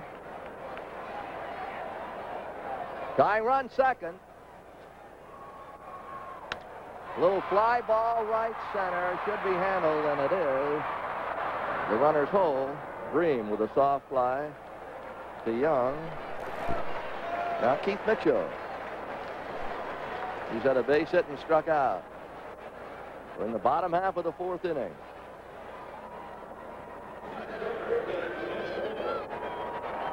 The Braves over 2 million in attendance, winning the West. And folks, this season isn't over yet. This team can advance in the playoffs too. Their record against the Pirates 8-4 for the year.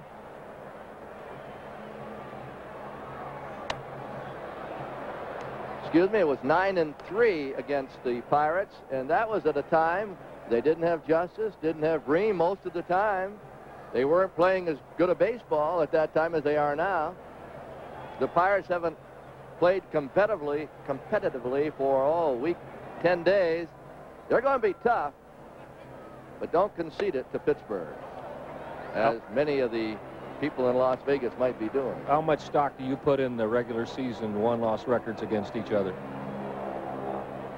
Well, in all fairness, you probably can't put too much stock in it, although I think there are a couple of things that got to enter into it. Remember, Cincinnati did not beat Pittsburgh last year during the regular season. Driven to center field, it should be caught. And it is. We had a home run in this inning. The Braves still trail by 1, but that's not the only home run we've ever had this year. How about this one? The 0-1 pitch to him. One run driven. Deep left field. This game is tied, folks. It's out of here. Cabrera.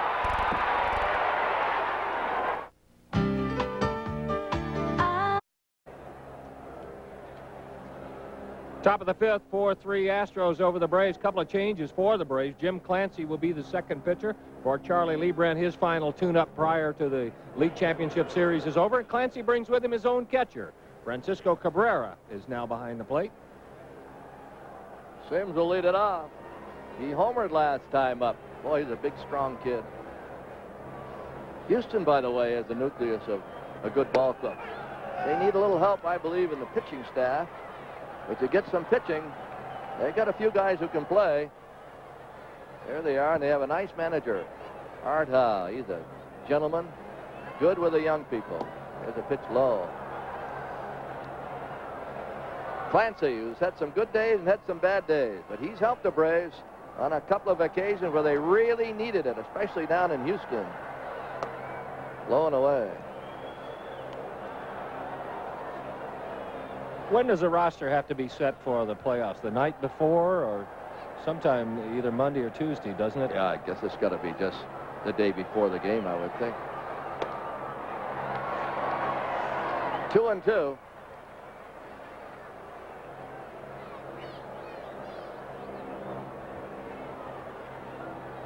The outfield deep and straight away. It continues to be windy and cool. There's a bouncer, third, tough play. Oh, Blauser in between, hop, and he throws him out. That was not an easy pickup by Blauser, but he was equal to it. He got one of those in-between jobs, and you kind of put your glove down and say, please. And you hope it finds it, and it did. His two choices, back up or take your chances. He took it, made the grab, took his time. Nice throw to Bell at first. The first one's gone. Now Ortiz, who's walked and singled.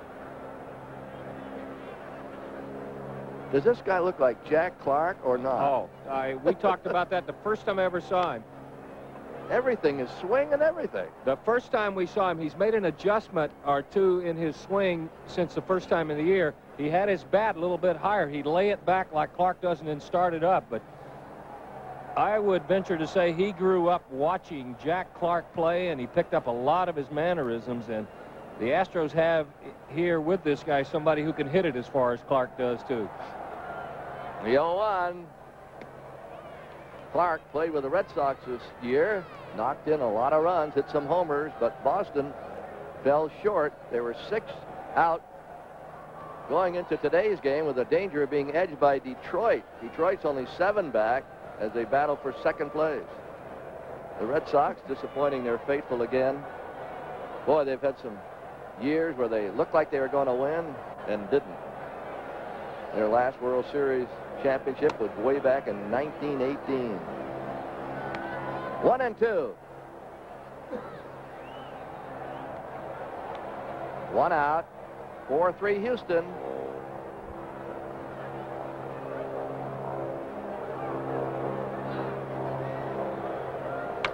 Well hit. Right center field. Over the head of Greg. There's the power we were talking about. He hit that in right center. He's going to try for 3, and he might be. And he's not. Is he? He almost slid off the bag, and the fans think that Blauser got him. Give a triple. We just talked about Ortiz and his power, and he hit one a mile to right center field. Got some strength. That's another similarity with Clark, the ability to take that pitch up and out over the plate and drive it to right center field. Tommy Gregg thought he had this ball. I don't think he realized how hard Ortiz hit it and how much carry it had on it. And we don't get the effect of the wind down on the field that much, but boy, that flag is starched in center field right now with the wind blowing in the same direction as Clark, as that ball was hit by Ortiz. There's a fly ball left center deep, back toward the wall, and it is gone. Cedeno, who's got a lot of power for a slender shortstop, just hit one out of here. So 2 hard-hit balls, one by Ortiz and one by Cedeno, and they've picked up the lead again to 3 runs. This kid has some power. He has a big swing. The triple, the homer, both on identical pitches, up and out over the plate. Cedeno is one you can change speeds on, or you can come in on the fist, but if you leave it in his happy zone, up and away, not even a big swing that time. It was an easy swing, but I just kept carrying and carrying. That's home run number 9 for Cedeno. And there's a liner over third in for a base hit, just by Cooper. By the way, Ernie, that 9 home runs for Cedeno, every one of them has come off a right-handed pitcher.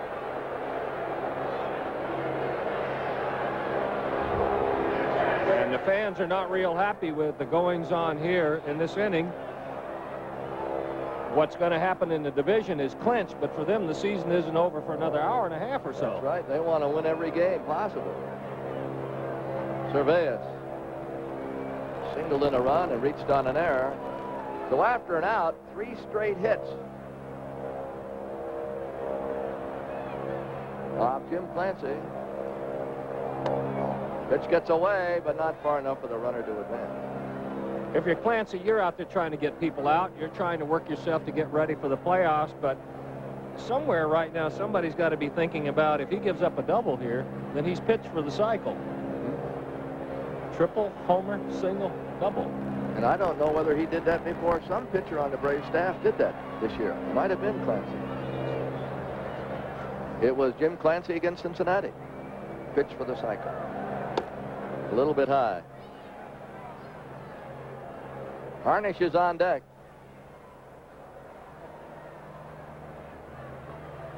We're playing in the top of the 5th.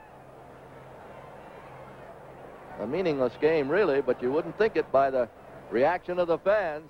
They want the Braves to win their final game of 1991.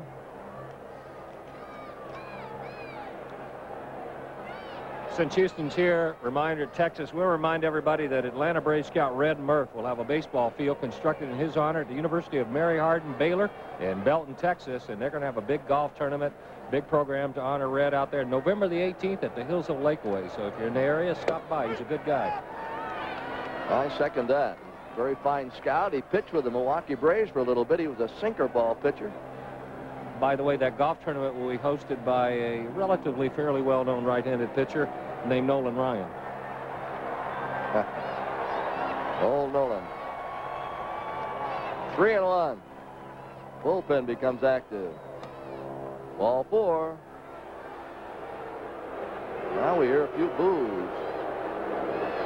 There's Willard getting ready from Holyoke, Massachusetts. I have never known a kid in my life or a veteran who gets ready as quickly as Wohlers. Ned Yost says in 8 or 9 pitches, Wohlers says, I'm ready. That is really an amazing, and it's probably one of the gifts of youth. It is that, and look at him smiling. He's Wohlers has probably already said, I'm ready, and Ned said, well, just take a few more just in case. But the hat will come off pretty quick, and Ned will flash it and say, yep, he's ready. Well, Clancy's got the pitcher up there, and he has one down. It's now 6-3.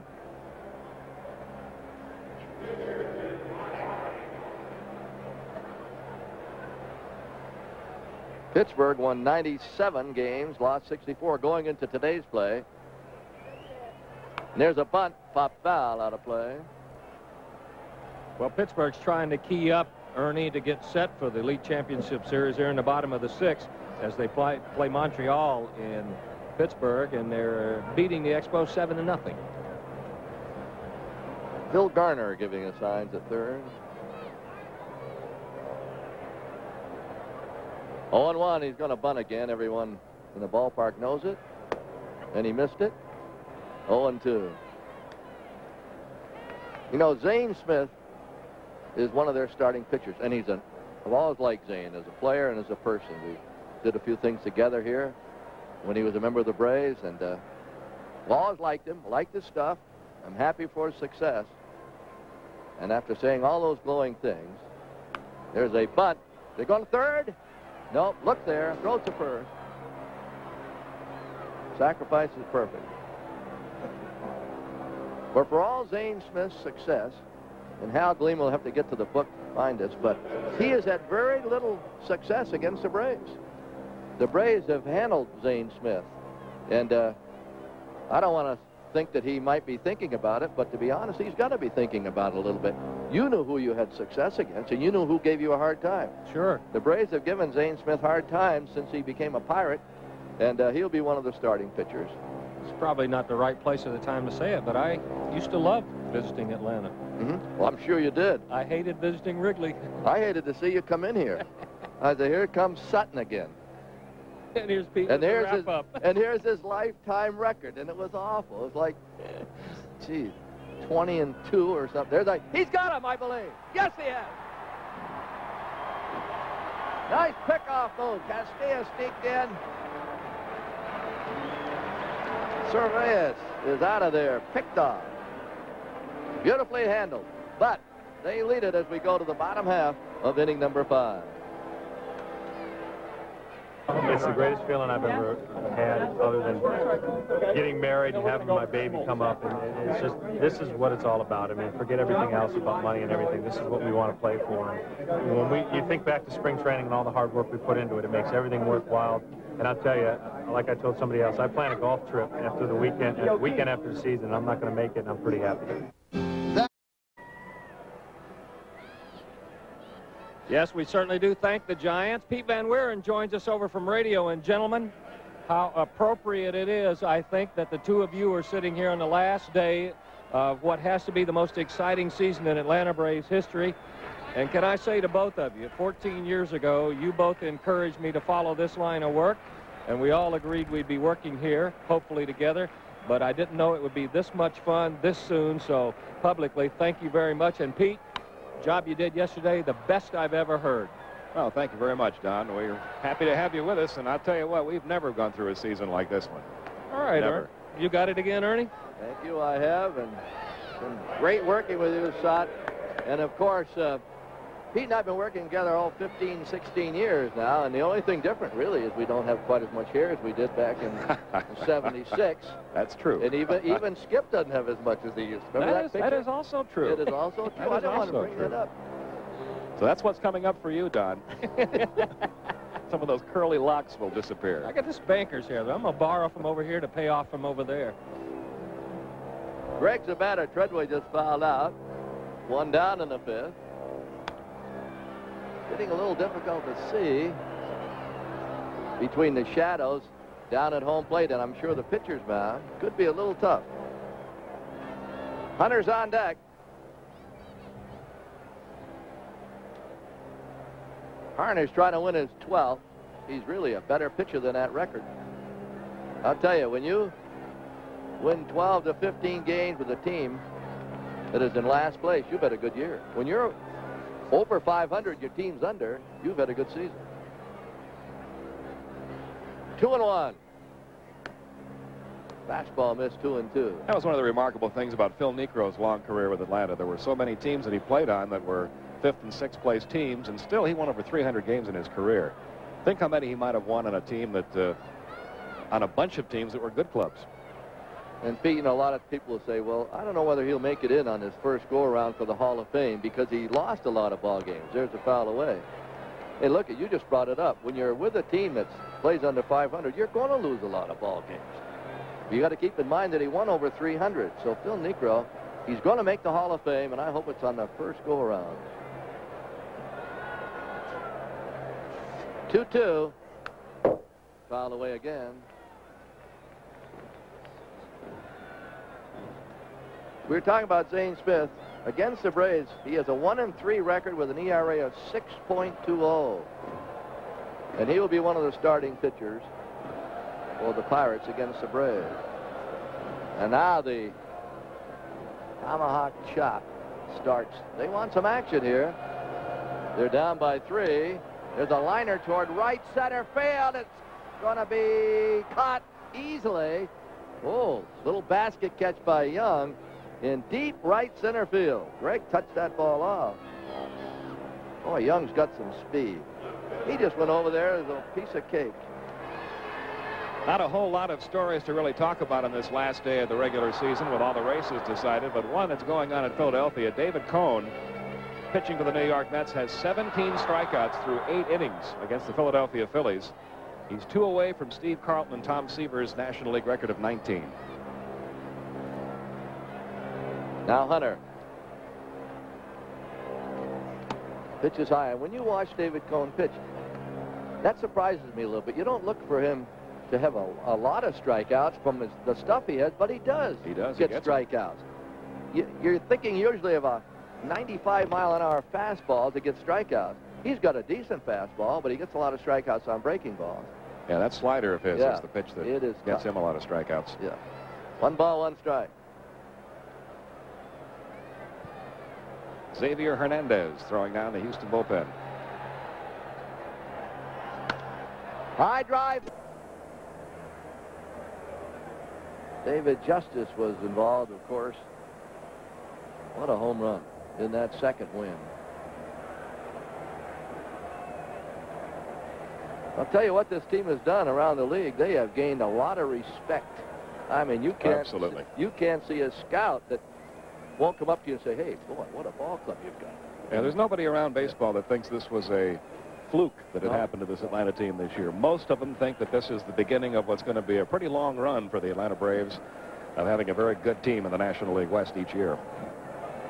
And you can win sometimes kind of on a fluke year, i.e. the 1948 Boston Braves won a pennant. Here's a bouncer foul past third. They lost in the World Series. They had some fine ball players on that team, but many of them had their best year ever. Many of them were older. And the next year they had all kinds of problems. They got together to have their best career record for 1 year, but then a lot of it slid away in the following seasons. 3-2. 1 out. Astros lead it by 6-3. They got a run in the second, 3 in the third, 2 in the fifth. The Braves got a run in the first and 2 in the fourth.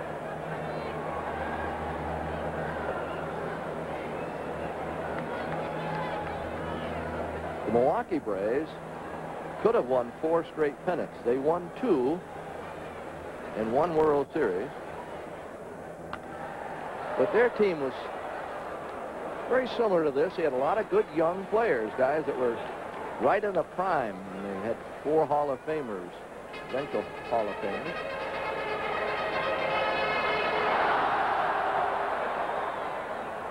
Three and 2.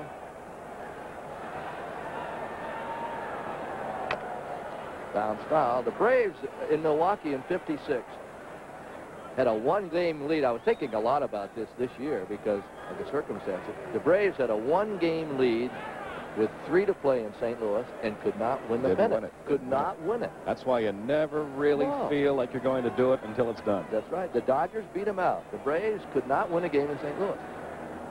Then in 57, they won it all, beat the Yankees in the World Series. Then in 58, they had a 3-1 lead on the Yankees in the World Series as Cabrera strikes out. They had a 3-1 lead on the Yankees in the World Series and could not win another game and lost 4-3. And then in 59, they lost in the playoffs to the Dodgers. They were a super team. But even that team wore out after a while and started going downhill. Here's Bell.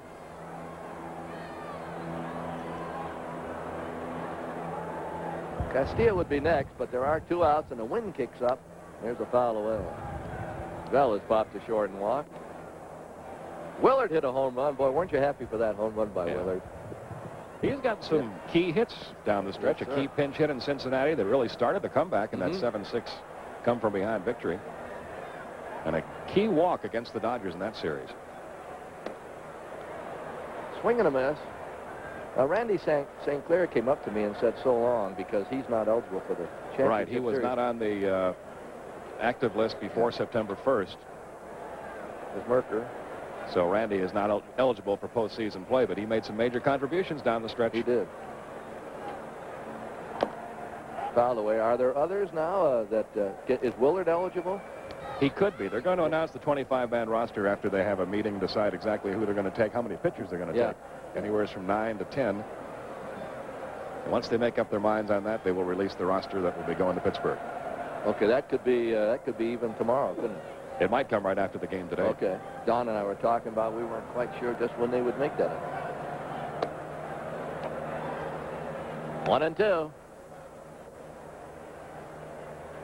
Up above, we have 3 airplanes hauling banners around. If those planes could do the chop, they would. There is a swing and miss, a strikeout. I don't want to suggest that I probably should know. That takes care of the Braves in the bottom half of the 6th. We go to the 7th. 6-3, Houston.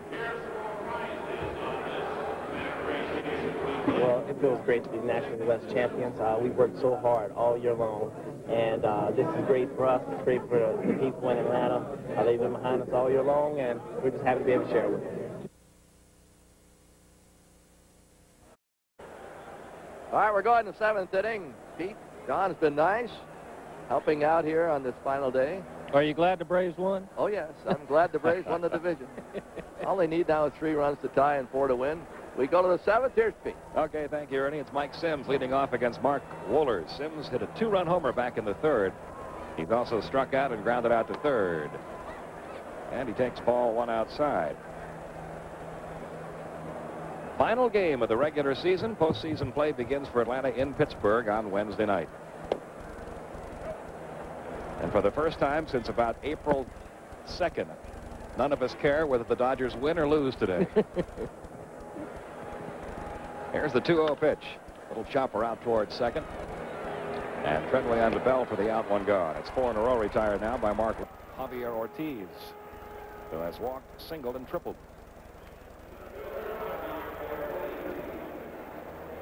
Before we close out today, we do want to mention a few names that need to be mentioned that contributed to the success of this Atlanta ball club and haven't been heard from in a while. You all know the heroics of the Terry Pendletons and the Tom Glavins and the people who have been leaders on this ball club, but let's not forget some of those who have made some early contributions. Doug Sisk, early in the year in the bullpen, picked up 2 wins. Jeff Parrott struggled all season long but did save 1 game. Tony Castillo was only with the ball club for about 10 days, but during those 10 days, he was the winning pitcher in that game in Cincinnati in extra innings after the Cabrera home run. Wowzer, nice play to throw out Javier Ortiz. Rick Mailer won 1 game in his brief return to Atlanta. That was against the Pittsburgh Pirates, part of a sweep of a 4-game series. Key victory there for Atlanta. Marvin Freeman, who had the back surgery. became the setup man by the middle of the season until the back began to bother him and he had to leave. That 6-week stretch he had there right around the All-Star break, maybe the key 6 weeks of the year. You recall the Braves came out of the All-Star break, out of it really, and then came from nowhere to get back into it and then to win it. So contributions from those players also helped this Braves team win. Let me throw one other name in there that the Braves were not able to have for the last few weeks. Otis Nixon's contributions. Absolutely. Prior to his mistake, and that's what he will tell you it was, were vital. A 1-1 pitch on the way now to Andujar Cedeno, and the breaking ball misses outside, 2-1. Cedeno hit a 2-run homer in the 5th inning. Defensively, he's going to be anxious to get out of Atlanta. He's made 6 errors this weekend. And it's 2-2 now on Andujar Cedeno. We're in the top of the 7th. Houston leading at 6-3. Let's don't forget the general either. Uh-oh. Can't forget him. Juan Berenguer, who was hopeful of being able to return in time for the playoffs and tried to throw on the side several times the last couple of weeks, but the stress fracture in the right arm just not healed well enough to permit Juan to get back in the active list. He's very disappointed, but what a crucial pickup Alejandro Pena turned out to be, replacing Berenguer. It's full now, 3-2 on Andujar Cedeno.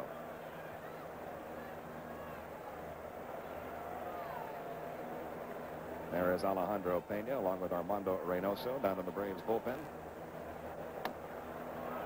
And that's ball 4 to Cedeno. First walk issued by Wohlers.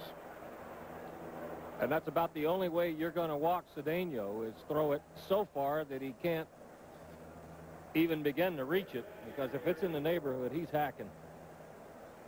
So a runner at first with 2 outs here in the 7th inning. Gary Cooper will be the batter. Cooper has walked, struck out, and singled.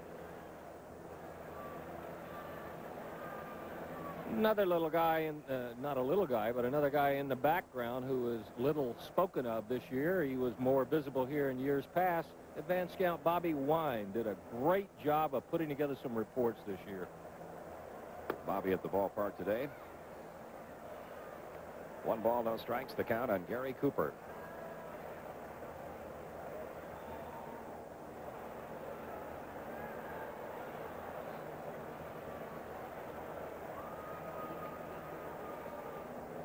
Here's the 1-0 pitch. That's high, getting away from Cabrera. Back to the screen. Down to second goes Cedeno. When you have a nice, easy motion and a fastball that's in the 90s with a little giddy up at the end, the hitter isn't the only guy that can pay for it. That little extra movement right at the tail end of that fastball is what caused Cabrera not to be able to catch it in the center of his glove, went off the end of the web. I heard something from Frank Cabrera after the game yesterday that I've never heard anybody else tell me before.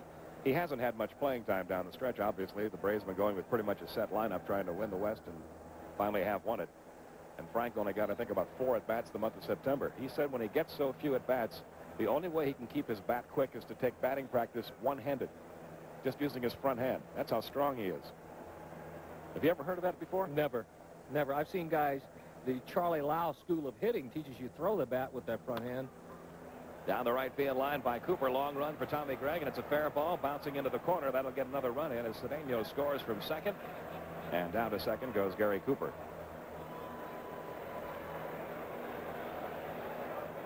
So Cooper drives in his second major league run. He's had a good afternoon, 2 for 3. And it's now 7-3 Houston.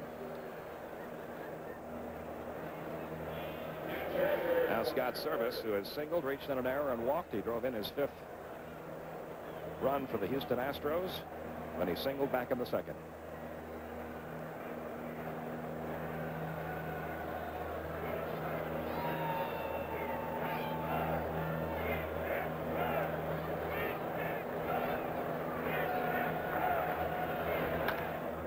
High in the air, right center field. Another long run for Tommy Gregg, and he can't get to this one either. That'll score Gary Cooper. Service has got himself a double. That makes it 8-3. Tommy Gregg has had a busy, busy day out there. And when you haven't played it a lot, one of the toughest things outfielders will tell you they have to handle is the ball coming off of the bat of a right-hander in right field. It tends to slice away from you, and right now the Astros are getting a little bit more carry than Tommy Gregg is expecting, and he is getting a crash course in tracking down fly balls. Now the pitcher, Xavier Hernandez, will bat for himself. He's 0 for 9 in the year. Casey Stevens will have a tough job getting all the grass stains out of that one in time for next weekend's games here, out of Tommy Gregg's uni, that is. But I'll bet you Casey does it. Speaking of unsung heroes on a ball club. Strike one to Hernandez.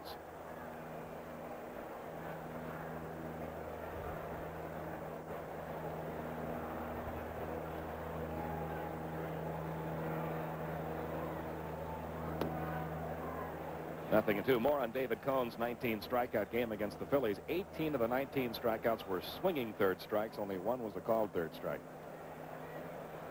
The Mets won the game 7-0. Still 0-2 on Xavier Hernandez.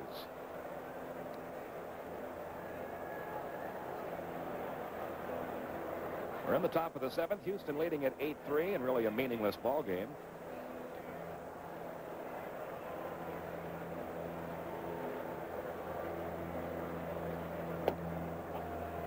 But not meaningless for these fans who have been super all season long, and I don't know how many are aware of just how big a story the fans of Atlanta are, not only in baseball but in all of sports right now.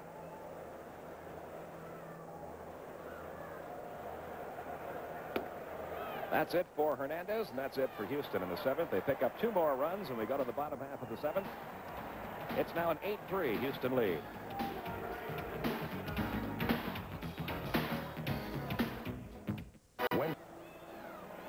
8-3 Braves, the Mellow Yellow 500 coming up from Charlotte right after this. Ken Squire, Neil Bonnet, Mike Joy, Dick Bergert have it. And how about a report from Ken Squire in Charlotte now? Well, Don, your season-long battle for America's team has been decided in their favor. But here in America's favorite auto racing, Winston Cup, we've still got a battle going. I'll tell you what, Ken, Dale Earnhardt is leading Ricky Rudd by 112 points. The championship pays a coup $1 million, and they're running out of races. This is going to be a very pivotal race for the championship. Earnhardt will start 15th and Rudd 10th, and we get down to it a little later here on TBS. Hope you'll be watching. All right, Ken, we'll have it back to you after we finish the ball game here, so folks stay tuned. The Mellow Yellow 500 from Charlotte in its entirety. Vinny Castilla leads off the bottom of the 7th. He has struck out and reached on an error by Cedeno, and he takes strike 1 from Hernandez. Look who has got a bat in the on-deck circle. Prime Time's going to get one more swing before the season ends. Deion Sanders.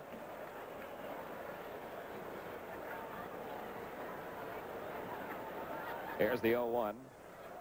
And it's low, 1 ball, 1 strike. We're getting all kinds of notes from players, relatives who've called here. Greg Olson's grandparents have called to congratulate the team.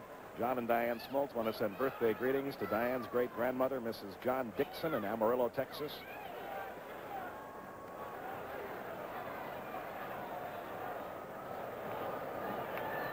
Two and 1 the count on Vinny Castilla. We want to thank all the fans for their support of the telecast this year. We have been swamped with mail, and we really appreciate it. 2-2 the count on Castilla. Yeah, that's been one of the most exciting parts of this year, is to find out from people from really all over the country and some places out of the country with all the encouragement and the support. If you do what we do for a living, you hope that you paint a picture that people enjoy watching and listening to, and we've heard that. Castilla has got his first major league hit. Now there's a happy young man. He wants that baseball. First major league hit for Vinny Castilla. Look at that smile. That says it all. Look at it.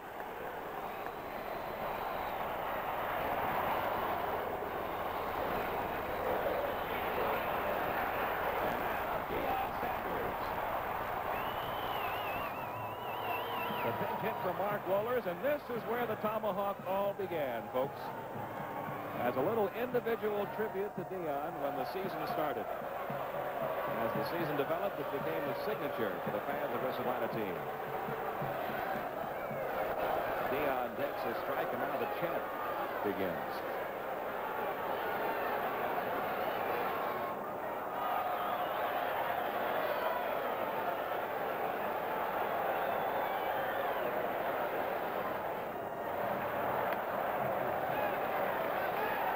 1 ball, 1 strike. The count of Deion Sanders. Nobody out. Bottom half of the 7th inning. Houston up by an 8-3 count. Vinny Castilla, the runner at first.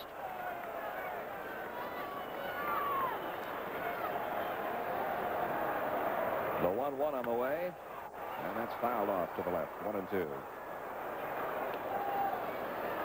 Let me put you on the spot here. What do you think of his chances as a big league ball player? I think if he concentrates solely on baseball, he can become a very good one. We've already seen in spring training this year how quick a learner he is and how hard a worker. Not a whole lot left on defense for him to learn. He knows how to play outfield.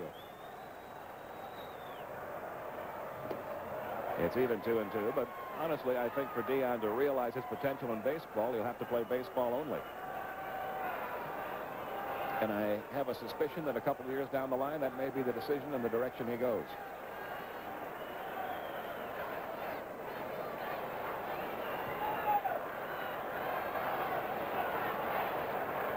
Here's the 2-2 on the way, and that's it for Deion Sanders.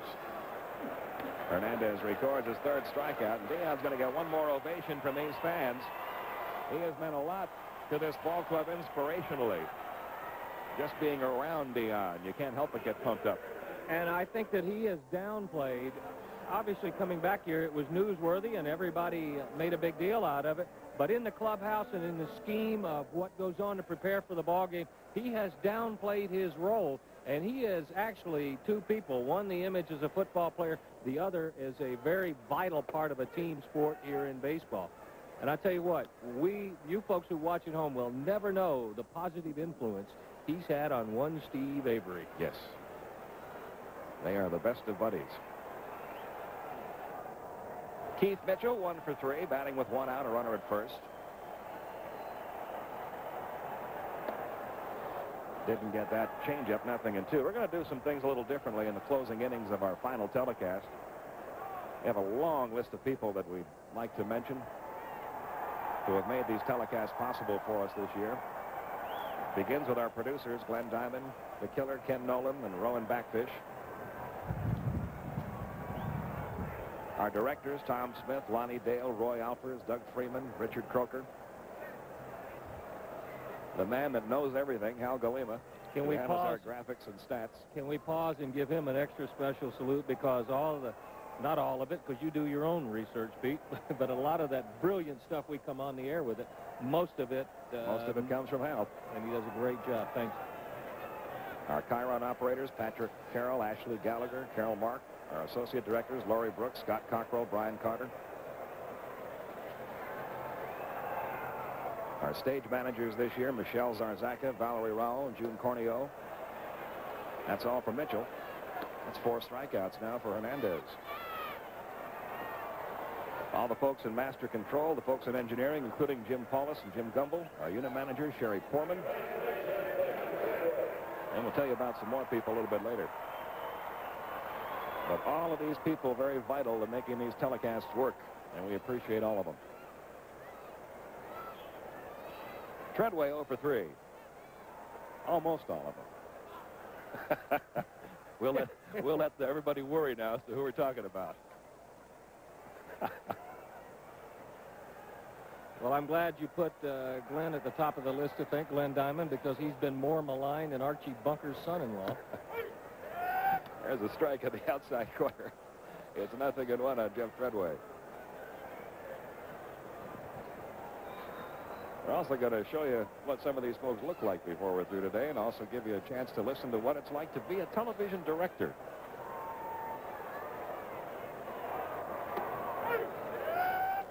And what that job is all about. 0-2, the count on Jeff Treadway.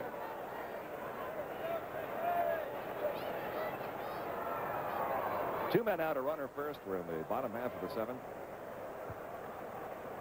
Houston up 8-3.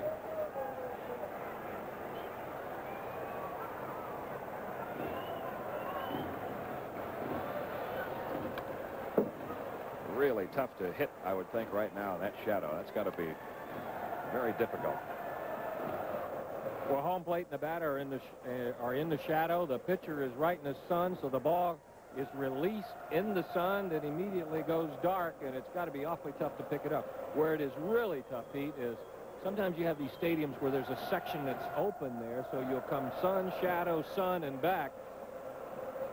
Tough time of the day to play a ball game this time of the year. You can see where Hernandez is. He's in the sun. Watch the ball disappear into the shadow. And you can see it very well there. The count goes to 1-2. The most entertaining fans in baseball are at it again with the war chant.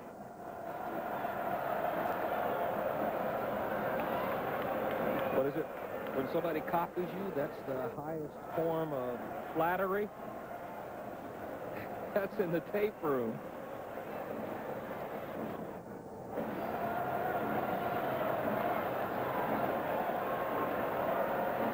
Here's the 1-2. Little high chopper to the right side. Going to be fielded by Tolentino and dropped. That's how you lose a ground ball in the sun. And runners are at first and second. They're going to score that a base hit for Treadway. They should, because when you watch this, we were talking about the pitcher being in the sun. Watch the ball go up into the shadows. It comes out into the sun and back into the shadows, and it had to be impossible for him to keep his eye on it. That wasn't generous scoring. That was the right call. So now runners at first and second for Tommy Gregg, who has struck out twice and fly to center field. Well, none of us who were involved with this 1991 Atlanta Braves team will ever forget this season. Not only for the miraculous turnaround of the ball club, but the miraculous turnaround in support by the fans. A new attendance record will be set today for the Atlanta Braves. And we're not kidding you folks when we say sometimes the fans have been as much fun to watch as the players on the field.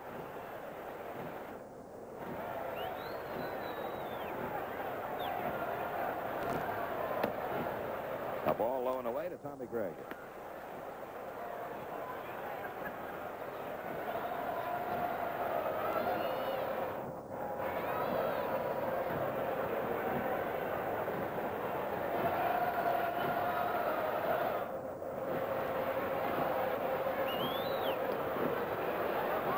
One ball, one strike on Tommy Gregg. This may be one of those seasons, Pete, where in a couple of innings, the regular season will be over. But the fans have had so much fun and been such a part of it. They may have to run them out of the stadium today. They're going to want to sit around here and do the chant and the tomahawk. The one nice thing about this regular season drawing to a close is that there's more in store for all these fans. And it all starts Wednesday in Pittsburgh.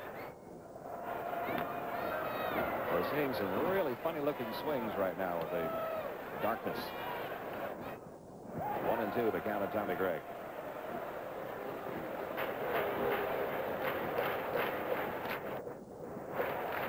Really a tough shadow today. Very bright, high sky. Bright sunshine.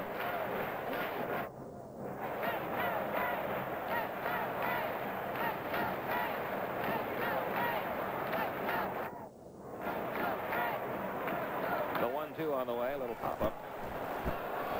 That'll be handled by Cooper. And that's all for Atlanta in the seventh. Couple of base hits. They strand both runners. Our still store operators, David Torres, Greg Craig, and there's Nancy Cunningham.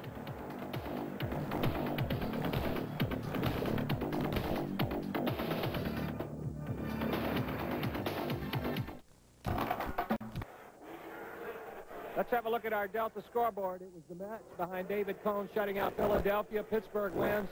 Chicago wins. They're just underway in San Francisco, likewise in San Diego. And in the American League, it was Cleveland losing to New York. Detroit is now beating Baltimore. Milwaukee won the final game of the year. Minnesota by 1 over Toronto. Oakland by 1 over Texas. No score in California. Chicago plays at Seattle in the final game of the season. For complete scores and highlights, tune to CNN Sports tonight at 7:30. Vince Cellini, Dan Hicks, they'll have it all for you. Life, because everything else is just a life. And by the official airline of the Atlanta Braves, Delta. We love to fly, and it shows.